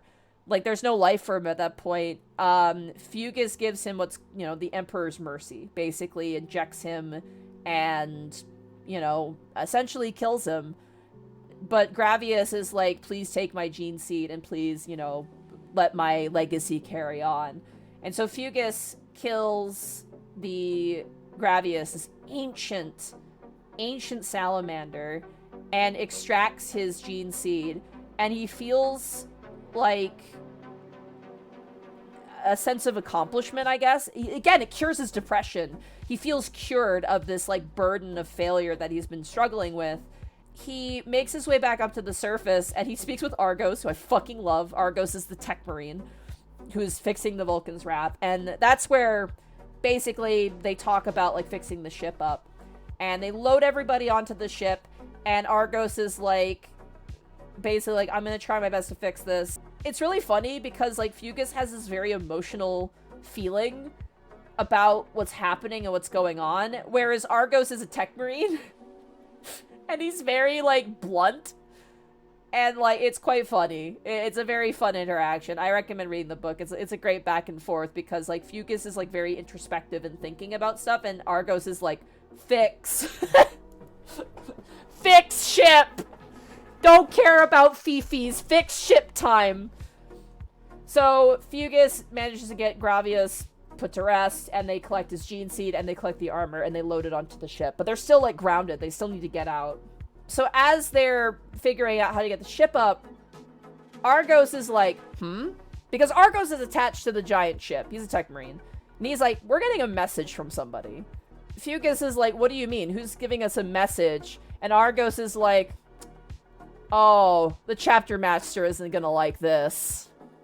Chapter master's not gonna like this one. And you're kind of left with like a dubious, like, wait, who's contacted the salamanders on this planet? It cuts away. At this point, more orcs have fallen to the planet. Niclen and the rest of the salamanders know they just have to hold on. They just need to hold a line to give time for the cannon to be used. So they start fighting. Now, before the fighting starts, I should point this out, Sugan, our Shadow the Hedgehog, to our Dakir, our Sonic the Hedgehog, meet up kind of potentially their last time, basically. Dakir and Sugan have a very gay interaction. There's no other way to describe it. It's the most, like, anime-ass gay enemy to lovers conversation I've ever heard in my life. Like, nothing compares. Emic is, like, taking care of the wounded and walks in, and Emic is taking care of Sugan, who was wounded during the battle. Dakir walks in and, you know, Sugan is racist. You know, Dakir is like, we're gonna go and get this fuel, we need you to hold the line, and Sugan is like, yes, I know. Dakir is like, you've changed, Sugan. Could it be that you've accepted Niclen as our captain? And Sugan is like, yes, I think I have. I've accepted that Niclen, he's not he's not our previous captain, but he has managed to remain and has managed to keep us alive and has proven to be a good leader, basically, in the previous battles that have occurred. He's like, he's proven to be a capable leader. He's failed in some places, but he has not faltered in that way. And Dakir is like, hey, that's really great to hear. And Sugan is like, I don't care about your feelings, Ignian. Get out of my way, asshole. And Dakir is like, and like moves out of his way. And as Sugan goes to leave, he stops and he goes, you feel it too, don't you, brother? And he actually, like, Sugan for the first time calls him by his name. He's like, you feel it too, don't you, Dakir? And Dakir is like, oh my god, he didn't call me, like, he wasn't racist to me. He called me by his name. And Dakir turns around and goes, you feel it too. And Sugan is like, I feel it. I fear what you're gonna find down there. And Dakir goes, but it must be found. And they both look at each other for, like, a really long time that you're like, this is gay. And then Sugan leaves, and Iagon, his little conniving little guy, is like, oh, Sugan, you're doing so well in this battle. There's no way that the other sergeants can deny your prowess. And Sugan is like, Iagon, you tier 3 sub. I see Niclen as my captain now. I've learned that my behavior before is inappropriate, and that I should have had more faith in my brother. And Iagon is like, but you should be captain, right? You need to be captain. And Sugan gets mad at Iagon, is like, shut up. I should have never even tried to be captain. That was disrespectful, and I caused a rift in the salamanders by doing that. I should never have done that, Iagon. And Iagon is like, but sire, and he's like, shut it. I don't want to hear it. We need to get ready for the fucking battle. Sugan and Iagon, Niclen, and, like, Agrak, like, everybody at this point is ready to, like, hold the line at this giant cannon. Dakir and Baken and Pyriel and 2 other salamanders and a 12-year-old child make their way down into the earth. To his credit, the 12-year-old boy, his name is Valen, is very good at leading them where they need to go. Valen leads them down deeper and deeper into the earth, and the salamanders are like, we're getting bad vibes. Something's down here. And so they're going down a corridor, and then they find a body. And it's not a body they thought they would see for a long time. What do they see but the dead remains of a dragon warrior space marine? The very same legion that assassinated their captain in front of them. It is then that Dakir and Pyriel and everyone immediately realizes that the foe that they had intended to hunt down before being waylaid by this quest realize that the very prophecy has led them to the very foes they disdain. There's a really cute passage here. Let me see if I can find it here. So they find the corpse of this this dragon warrior. Oh no, it's an iron warrior. Sorry. Allow me to read this passage. I love this passage. There are more sentries here. Iron armored deterrent staged in ready positions abutting the walls. Valen, the boy, cowered, the natural fear emanating from the long dead corpse, still very much alive for him. But Ken brought him close, leaning down as far as his bulk allowed, and whispered, "Stay close to me, child. The fire angels will allow no harm to come to you." Valen nodded, and his mood eased a little as he crept closer to the pillar of ceramite that was Brother Baken. Look at Baken being a big brother. Look at him. I love it. I love it so much. So they basically look into the giant mine shaft, and they find that it is filled with iron warriors and the dragon warriors. And immediately Baken and Dakir are like, well, it's time to kick some fucking ass. And they kick down the door and push in, and immediately a battle ensues. As the battle happens, the little boy Valen hides behind like a big like excavator machine, just out of sight. The salamanders begin to fight with the dragon warriors, and a large battle ensues. And there's only like 4 or 5 of the dragon warriors, but they do realize that these particular dragon warriors are the exact same ones that killed their captain at the beginning of the book. Immediately, Baken like kills a bunch of them with his heavy flamer. Dakir runs out and immediately sees the sniper who took the shot and killed his captain. And he is like, I'm gonna 1v1 that bitch. He charges him, and they start having like a full-on like Space Marine fist fight. Pyriel sees their leader. I can't remember his name. It's really cool, but he's a sorcerer, I guess. He's like a librarian, but evil. The leader of the dragon warriors who killed their captain is a I think a sorcerer is what they called him, but he's a sorcerer. And so Pyriel immediately like starts fighting him, but the planet starts to break in that exact moment. So at that point, above the Earth where they're fighting the orcs, and now down below where they're fighting the dragon warriors, the planet at last has reached its final lifespan. And lava begins to flow as the ground begins to crack and break. The leader of the dragon warriors is like flees, and Pyriel tries to pursue, and he turns to Baken and is like, Baken, we have to pursue them, we have to stop them. But then Baken stops and yells out at Pyriel that he can't follow. And I'm gonna read this next passage. I love this next passage. Hold on. Pyriel got to the end of a narrow span across a lava stream before he realized that Baken wasn't with him. He turned with a half glance at Dakir, hammering at the massive dragon warrior before searching for Baken. The heavy weapons trooper was retreating back down the rock bridge. Brother! Cried Pyriel, a hint of accusation in his voice. Baken half turned his head. I cannot leave him, librarian, was his only explanation. Pyriel was about to cry out again when he saw that Baken was heading for the boy Valen. And I will skip ahead here.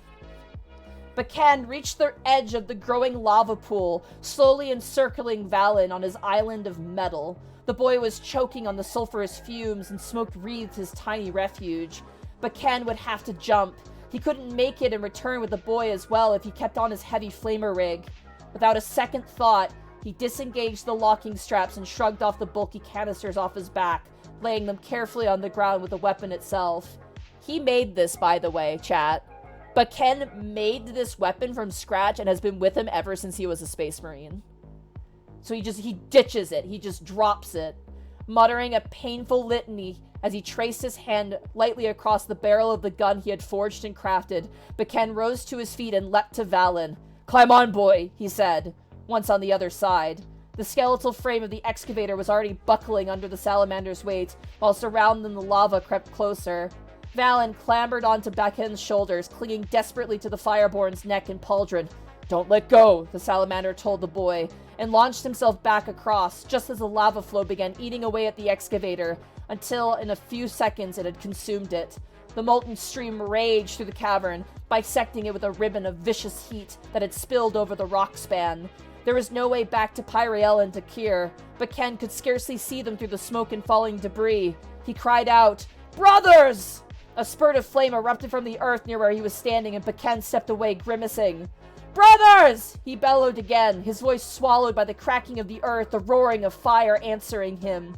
The end of Scoria was at hand. There was nothing left for this world now. Maybe there was nothing left for Dakir or Pyriel either. Beseeching the Emperor and Vulkan for their safe return, Vulkan fell back reluctantly. Valen was suffocating the boy.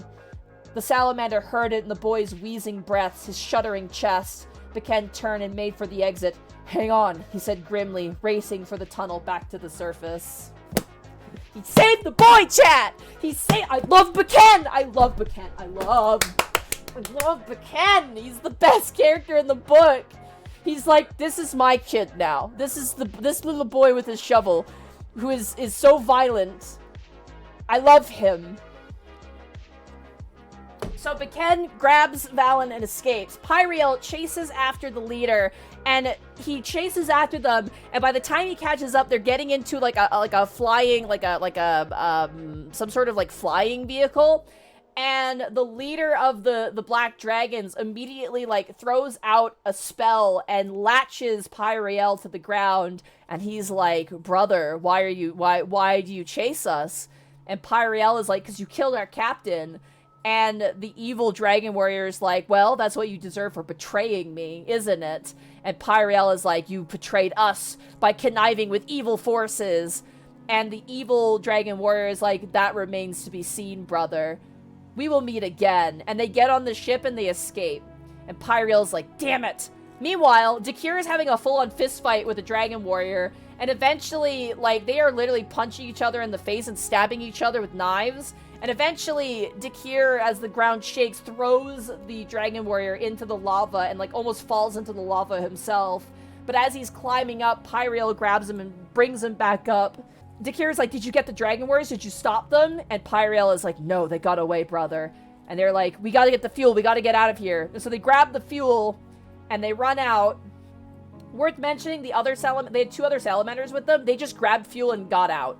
They immediately grabbed fuel and left. So meanwhile, they're fighting on the surface, and like shit's crazy. Orcs are pouring in out of everywhere. They're coming from planet Orc. Immediately, Dakir's crew bursts out of the ground, and they hand off the fuel to the Tech Marine, who loads it up into the cannon, and they shoot the cannon, and they blow up. They blow up the planet. The Orc planet is gone. And the Orcs immediately look up and go, oh, shit. And they all start scattering. It's all like Ratatouille. They're all running in different directions. And the salamanders start shooting and killing all the rest of the orcs.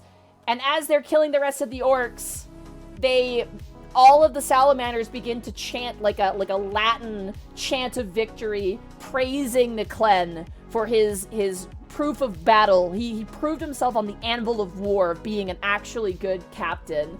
And Niklen stands with the orcs falling around him, and he stands on a precipice watching as the battle is won. And then he feels a knife in his back. An orcish blade cuts into his back, and then it comes around and cuts into his chest, and then slashes at his throat. And as the cheers of his men ring out in his ears, praising his valor in battle, someone betrays him. And he falls to his knees. Victoria! Victoria! And he falls and dies. Take a guess, chat, who did that.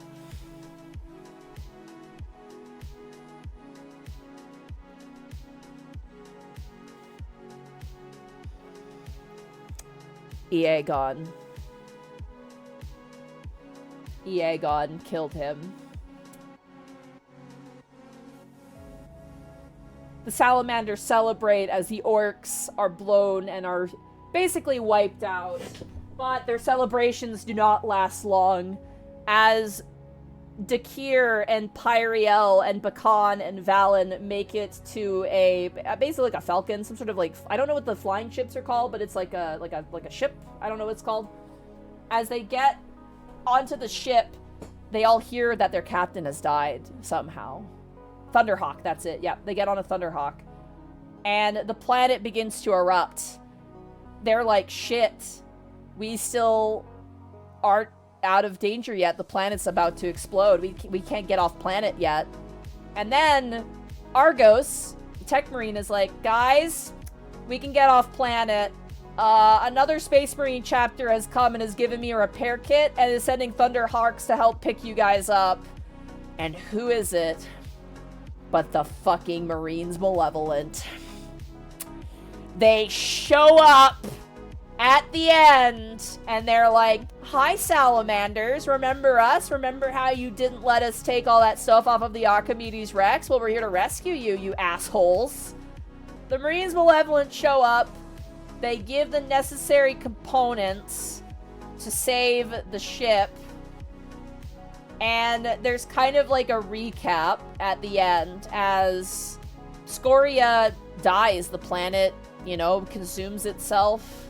And as Dakir and Sugan and Baken and Pyriel get back to the Vulkan's Wrath, they realize that the prophecy has only just begun. It then cuts to Chapter Master Tushan, the leader of the Salamanders. He is standing in an office with the captain of the Marines Malevolent. And Sugan is like, we appreciate you helping get our men off of that planet. And the Marines Malevolent captain is like, well, yes, of course. And Tushan goes, as agreed, here is all of the weapons and armor caches from the Archimedes Rex. And they're like, you should have just done this in the first place, but glad that you finally gave us your stuff. And Tushan, to the captain of the Marines, was like, I just want to say something to you real quick, asshole. I am not an idiot. You did not just happen upon the Vulkan's Wrath just by coincidence. We're not idiots. We both know that's not why you were there. You weren't there to help them. You were tracking our ship. If it was for petty revenge or whatever, I don't know. But you were tracking our ship. And the Marine Malevolent is just like, so what if I was? And Tushan is like, I'm gonna be real with you here. If you are tracking our vessel to try and take revenge on my salamanders, this would be a completely different conversation. I'm gonna be merciful to you because you did save my men. But if you are doing what I think you were doing, we're gonna have problems. And the Marine Malevolence guy's like, pleasure doing business with you. Later, bitch. And they take their weapons and leave. And Tushan is like, that fucking asshole. I hate that guy. Tushan, like, looks at what they have and he's like, we just traded an entire cache of weapons and we lost a lot of salamanders for essentially a very huge gene seed and a bunch of armor. But as Tushan looks at the armor, he has a revelation.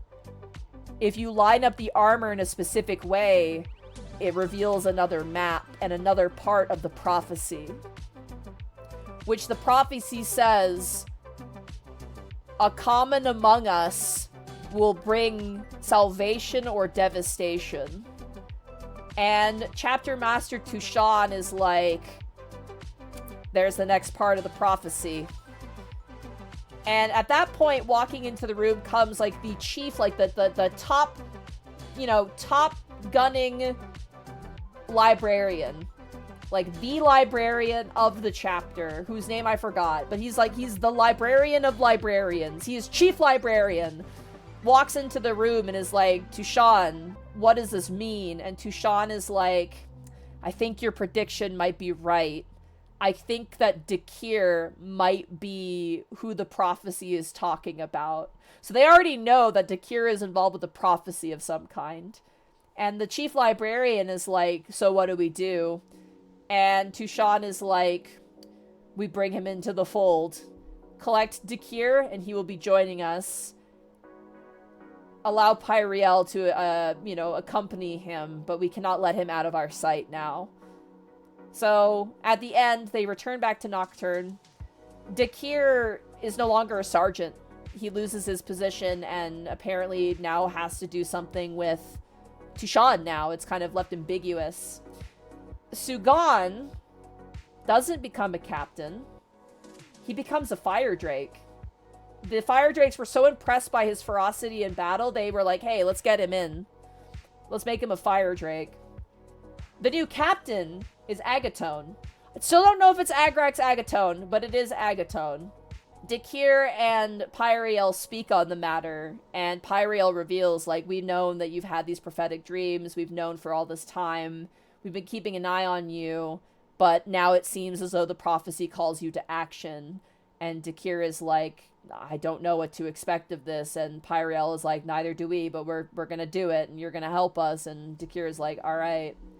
Meanwhile, Aegon is crying. The bitch is crying because all of his plans have fallen apart. Sugan isn't a captain, he's a fire drake, which means that Aegon gets no power from this. Aegon gains no benefit from Sugan being a fire drake. He gains benefit if Sugan was a captain, and he's not now, he's a fire drake instead. So Aegon goes from great admiration to Sugan to just seething hatred. He literally grips his arm so much he bleeds, and he goes, I killed for you. I killed for you! And is so mad about the ending. And all of his love and admiration for Sugan and his successes change to a desire for vengeance. And that's where the book ends. So that is Salamander by Nick Kime. It's my first ever Black Library book. I enjoyed it. There were a few moments in it I really liked. I guess now this is the point where I give my thoughts and my feelings. We did it, chat. We made it to the end. The next two books appear to be sequels. The next book is called Fire Drake, and the one after that is called Nocturne. So the omnibus is one of 3 books. The 3 books are combined in the Salamander omnibus. So you can read all 3 books in one book. It's a... You hear that? It's a big book. Thoughts and feelings on the book. 1... Nick Kime is a bit of a contentious author. People either find him okay or they absolutely hate his writing. Kime is very descriptive. I don't mind that, especially because I really want to get immersed in kind of the setting. I can see why people find it annoying. They also skip the battles, which I'm honest, like, there's a few battles where they just kind of, like, summarize or they skip them, which I'm fine with because, like, that's why you play the tabletop game, you know? I really like the characters. I like that Sugan is just, like, unhinged and racist, and it's kind of funny. I really like Dakir as a main character because he's very confident in ways, but very unsure in ways, which I really do like. But Ken is my favorite character. I like that he both loves humans, but also gets really pissed off at them sometimes. It's really great. I came in hating Elysius. I left the book loving Elysius. Elysius, literally, I dug out. I had a chaplain model. I traded, actually. I traded some secondhand minis I got, and I got a chaplain model, and now I really want to paint my chaplain, because I love Elysius so much. He's so crazy. Elysius is insane, and I love him for it. I really like Argos, the tech marine, even though he's barely there. He's just very intelligent and very pragmatic, and I like that about him. Elysius is just, like, insane. Pyriel has got grandpa energy. He was great. Aegon is a great, like, kind of conniving evil force. I do wish we got to know Niclen a little bit more. I think it's kind of the point, is that we only learn about Niclen through, like, the battle he's commanding, which I do kind of like that, because you don't get to know him as a person, literally, like, at all, more or less. We only see him as a, you know, burgeoning captain trying to figure out his position. So that's kind of fun that we actually never get to really know him as a person or a character. I'm curious to see where the story goes, but all in all, I enjoyed the book. I will say probably the biggest problem I had with the book was that the first, like, they introduced too many characters at once, all at once. The fact that I was able to keep all my ducks in a row explaining each different character, hopefully it didn't get too confusing. I know that's kind of the hardest part about that, but I love it. It was good. I recommend, if you want to read the book, get the Kindle version. Do not spend $500 on this book. I like it. If you like salamanders, you will like this book. Like, period. This is a good Salamander book. It gives a lot of, like, I think the thing is, I think my favorite part of the book is when it's slower paced. Like when they have downtime and you learn more about, like, the salamanders and their day-to-day and, like, their kind of behavior. I really liked that part. I really liked, you know, hearing about, like, their temples and about, like, you know, their, you know, when they go to the forge and they work the forge and how Vulkan went to visit family and stuff like that. I found that very fascinating and very interesting. Right now I'm reading Brothers of the Snake. I don't know if I'm gonna read the whole book. There's one particular story in it that I'm already in love with. I'm literally laughing my ass off and having a great time with. But the thing is, with the Salamanders, there's a lot of other books that have them in it. So, do not say which books they are, but there are several books where if you like Salamanders, it's not focused on them, but they show up and they're really, really good. And you get the opposite. You get the view of how other people view the Salamanders. I know Hell's Reach is one such book, which I might read at some point. I will say this, we will be having more book club. Hopefully you guys like this. Do you guys like this? I know with Fourth Wing, it was kind of a spur-of-the-moment thing. This one was a little bit more planned out, but I hope, chat, you enjoy book club. Like I said, I will be uploading the VOD to YouTube. And hopefully I did an okay job explaining the story and it wasn't too, like, crazy. Again, I've said at the beginning, please do not take this as this is, like, a replacement for reading the book. I am paraphrasing a lot. The book is really good, and I really enjoyed it. I'm not gonna lie, the Warhammer books are dense. These are very dense books. These are not, like, you know, your youth novel density. Fourth Wing is very not dense. The Warhammer books, the Black Library books are dense books. Like, I read, it was like 200 and what pages again? It was 263 pages, but, like, there's a lot on these pages. I would gladly come back to another book club, and you did a fantastic job for someone who's a new 40k fan. I wouldn't say I'm new, I'm just, like, very casual. I like painting the minis, that's kind of my main kit and caboodle, but now I'm trying to get a little bit more into the lore, mostly because it makes me want to paint. Chat, I literally have I have a chaplain that I've had primed sitting in a box, and I literally dug it out, and I'm like, I want to paint you. I want to paint you because you're like Elysius. I want to add a skull, like an orc skull, to the base as like an homage to Elysius because I fucking love Elysius. I also have an apothecary model that I want to paint up as, like, you know, Fugus, the depressed apothecarian. I really want to find a librarian model and add that to my army. Even though I don't care if it's good or not. I'm like, I want Pyriel too. I want Grandpa. And I want to get, like, a heavy weapons, like, heavy flamer guy for Vulkan, you know? This is fun, chat. I hope you enjoyed. I hope people don't get too upset with me. I know that people are very staunch defenders of, like, Warhammer stuff. And I'm, you know, I know I was a little silly with it, but I did enjoy the book. I do enjoy my Salamanders. I have the unique perspective that I like my big buff boys, so of course I have a little bit of more,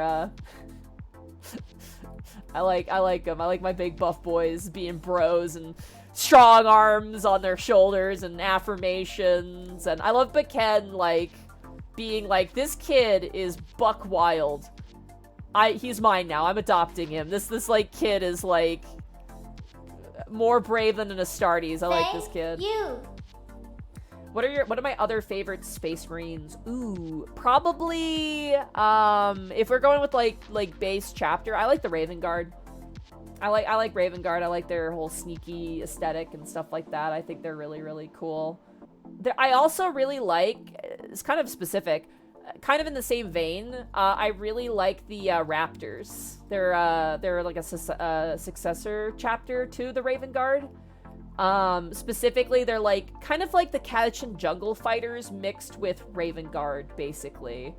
They have a lot of scouts, a lot of neophytes, and they actually like fight alongside humans a ton. So they actually like, they're similar, they're more unique in the sense that they see humans as like allies rather than anything else. Like, they're really reasonable, and they're very strategic, and they don't take on a mission unless they can, like, 100% guarantee success.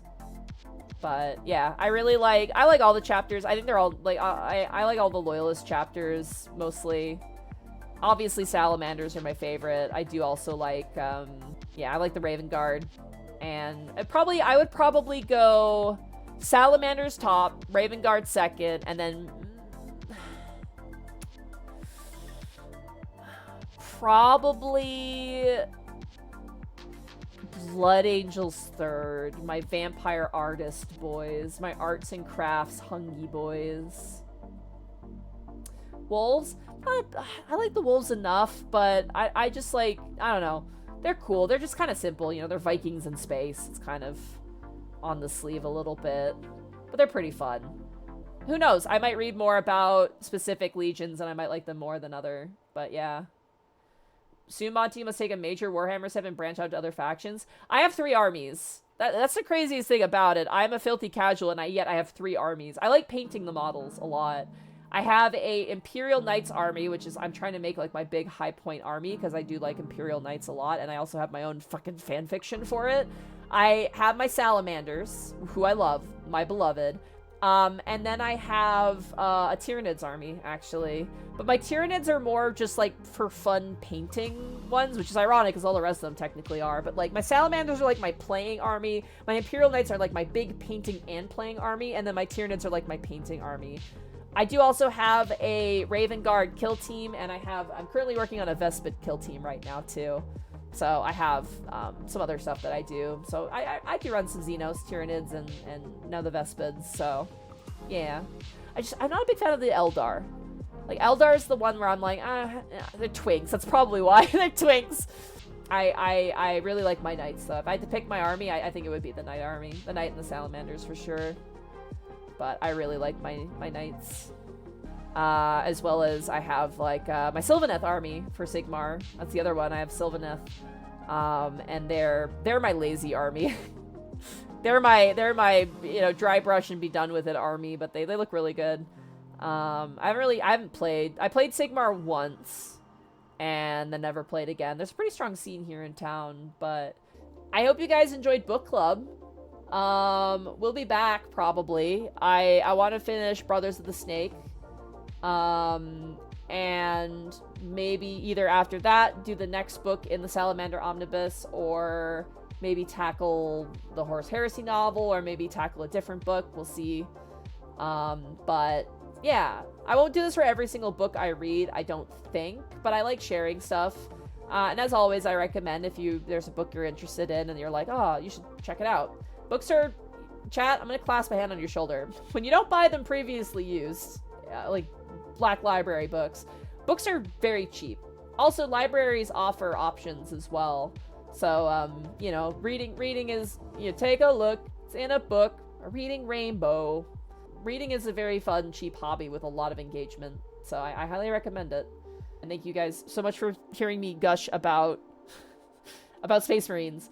I wasn't sure how this would go because, like, I was like, oh man, Warhammer is kind of, you know, kind of a niche hobby, but I tried my best with what I knew, and probably a good litmus test just to see. But yeah, in the meantime, though, we should raid somebody. Again, I will be streaming here pretty soon. If there's nobody really on, I might not raid.